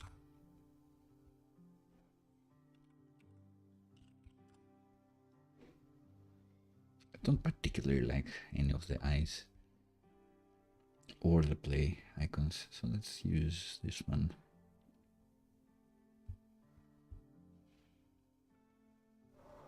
This page is creeping me out.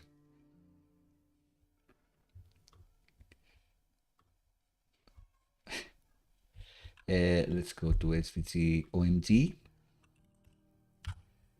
the missing UI of SVG Go, SVG optimizer. Let's copy any component, call it eye, call it look, can call it anything we want. And what we want here is to paste everything.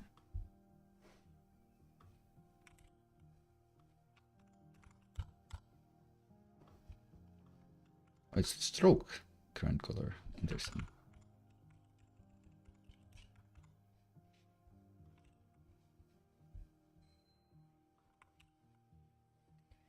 And let's try to use this eye.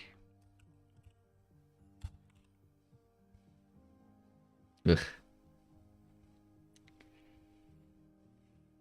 So what's the problem here?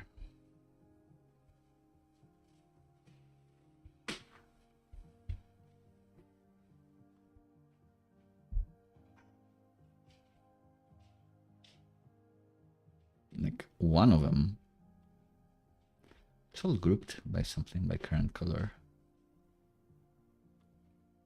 right? So why is the other thing not also current color?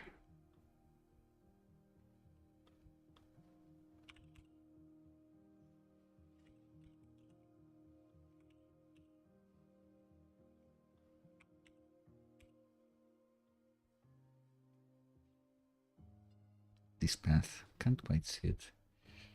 What was it doing before?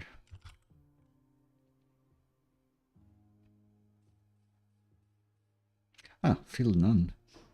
It disappeared.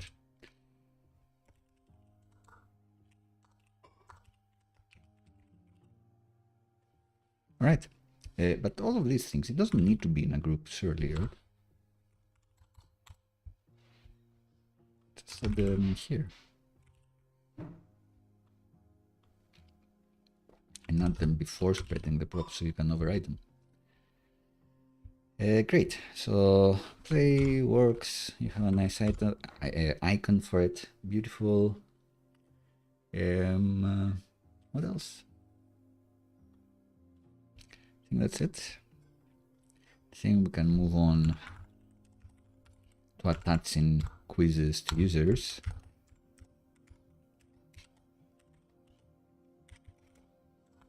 It's maybe tricky, not that tricky.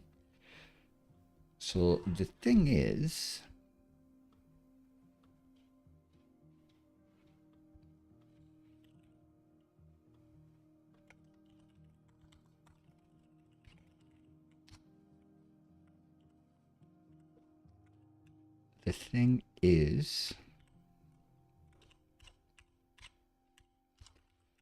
that we have our quizzes schema, which has a quiz table, it has a questions table, and it has the cast evaluations. So we give prompts to ChatGPT and it returns whether it's correct. We store that because OpenAI calls are more expensive than database calls.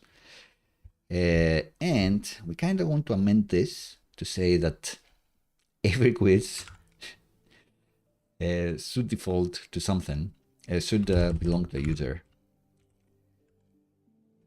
And the way we attach things is with the references like this. And I guess if you delete a user, then you should delete all the quizzes as well. That makes sense. That can be a problem with some things. Like if you have a popular quiz and you have a permanent link and people play it, and then the user decides, I don't want to do this anymore, then you also delete the popular quiz. But I think that's respectful to what the user wants, which is to remove their account, deactivate the account, and delete everything. So as the app developer, as a person having this project, it's bad for me, bad for the business, but respecting the user is always good for the business in my book. So do that. So this should be tied to a user ID, which I guess as a migration step, I could specify that this can actually be null.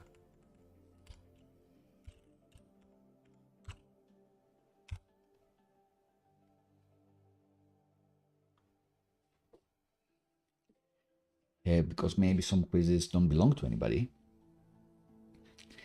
But what I actually want is to default to my user ID. But what is that?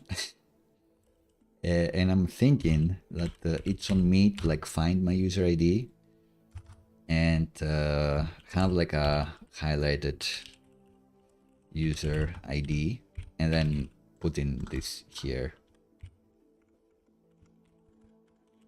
Like featured. And for now, this would be me, but maybe it would be someone else. But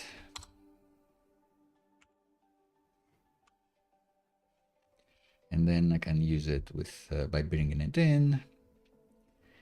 But I'll need to go to a different window to secretly add an ID there, even though this particular thing is not a secret.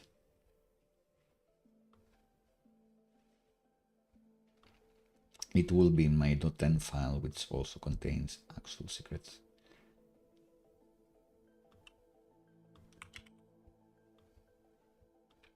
So I'll quickly add it here.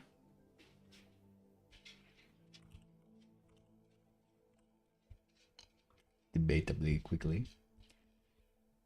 And the problem is I don't know what it is, but I can bring it in as a .env featured user ID. And that should magically bring it in. However, it doesn't. I wonder if it's because I didn't add it in the .env file, just on the .env.local.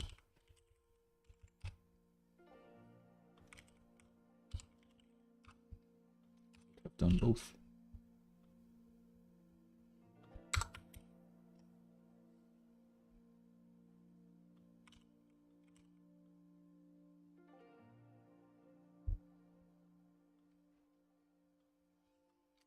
It just doesn't want to find it. Fair enough. There are other places where we bring in stuff from Svelte's magic thing of static private variables. Is there a static public?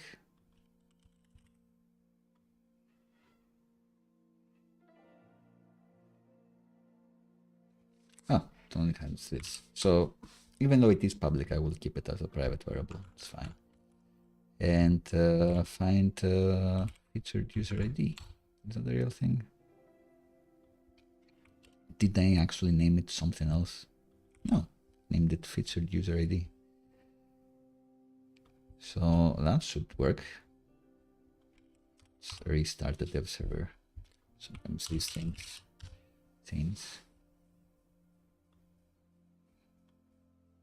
I think it would be happy. All right, so it knows it's a string. It should default to my user ID, which I'm responsible to make sure exists. And if I delete my user account, it should delete every quiz I've created. Fair enough. And what else do I want to do? I guess now that quizzes belong to users. There are many things that should change. One of them being this, that when I fetch quizzes here,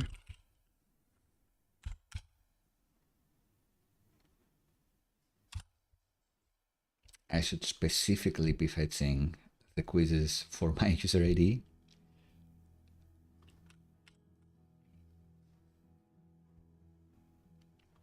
So I just find quiz person. Should it optionally get a user ID? Maybe I'll need to think about this, but I think you get the idea. Maybe I'll open it up later when I make this public. I suppose, and probably call it for today. The idea is everyone is able to create a quiz. Maybe you'll be able to go to a user's profile and see their feed of quizzes. So it's quite a lot of work that I need to think about. Here, every quiz has a user ID. It defaults to me just because there are quizzes already live in production and I need to attach them to something. That's why this works. Then we definitely have these actions that take the public stat and the questions at the moment, but it should also take my user ID, the logged in user ID. The user won't be submitting it from the create form. I will be getting it based on who the logged in user is. And if there is no logged in user, you shouldn't be able to actually create a quiz. And edit the same. You should only be able to edit your own quizzes, not others. With Supabase, you always have RLS, role level security, but here we are responsible to make sure that only the user who created the quiz is able to update it. That's something we'll do. And the other thing I was looking at now here, find the quiz. Just because the names are going to be different, this is fetching the latest quiz, but it should be fetching the latest quiz of the future user, me. So that's a thing to think about further. How we do that functionality. But why was I on this? We're talking about, we had the quizzes route and we have this delete functionality, I guess. And was I afraid to just create a delete button? I was thinking that maybe in one fell swoop, I would also create is deleted integer that is actually like a boolean, like this one, to do soft deletion.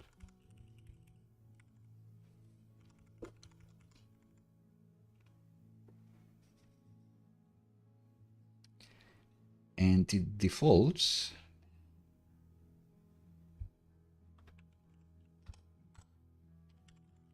is the same. Defaults to false. It's not deleted. And now, every time we are fetching quizzes, we should be fetching the ones that are not deleted by default. But there are some cases where you may have like a trash bin or like things put in trash where you can restore them if you decide you've made a mistake after all. And there will be like a grace period of maybe a month or something before they're actually deleted. That's why sometimes besides an is deleted one, you also have like a delete at, and that's in the future. And then you have a job that figures out when the deleted at or delete at or whatever column. If that's in the past, then say goodbye. So that's something to think about later. But all of this functionality is hidden in the public for now. It's just for me because I'm the only one able to delete quizzes. So I'll think about it and see if we cover it more on Friday. Let me know if you want to see something else. We have quite a few things in the agenda for this project, but of course, if you are super curious about other things, we will be talking about them as well, or implementing as well. Let me know of something interesting. I'm happy to cover it.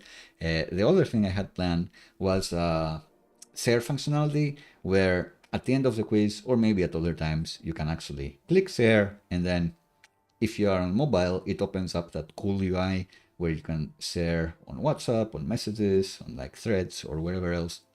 the native UI for sharing.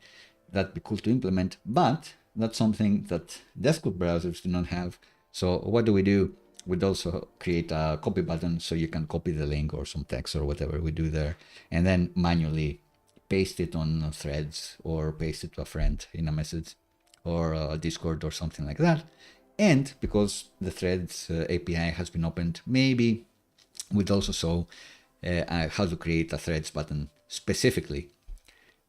Even though it's not really using the threads API, it's using the threads intent API that has been live for a little while longer.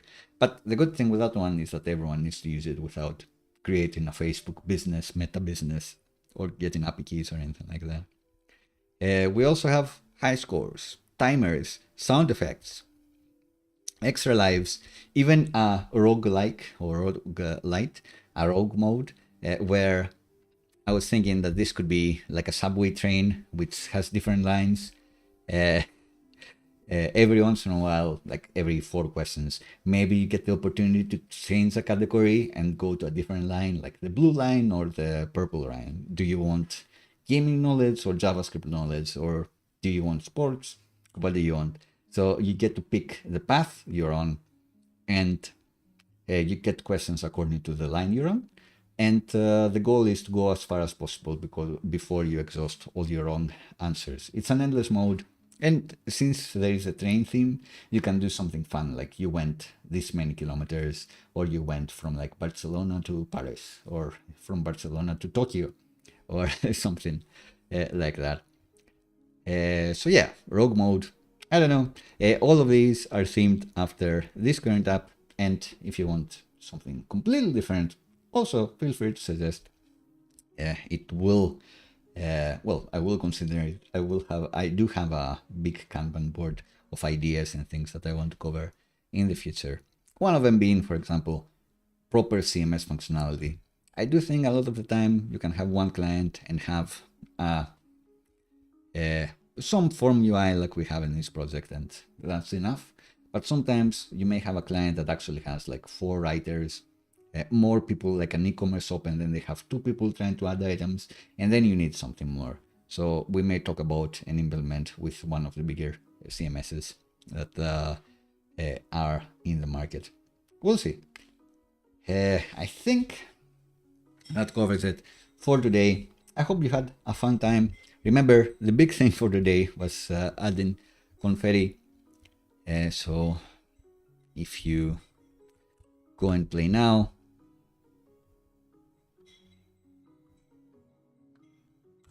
this shouldn't exist. Which one is for today? Probably this one. There you go. So core companion from OG Mass Effect. We say Garrus, it's gonna be correct. Confetti is gonna fly. Bang. Amazing. I think that sound effects would tie in quite nicely with this. Let's do it again.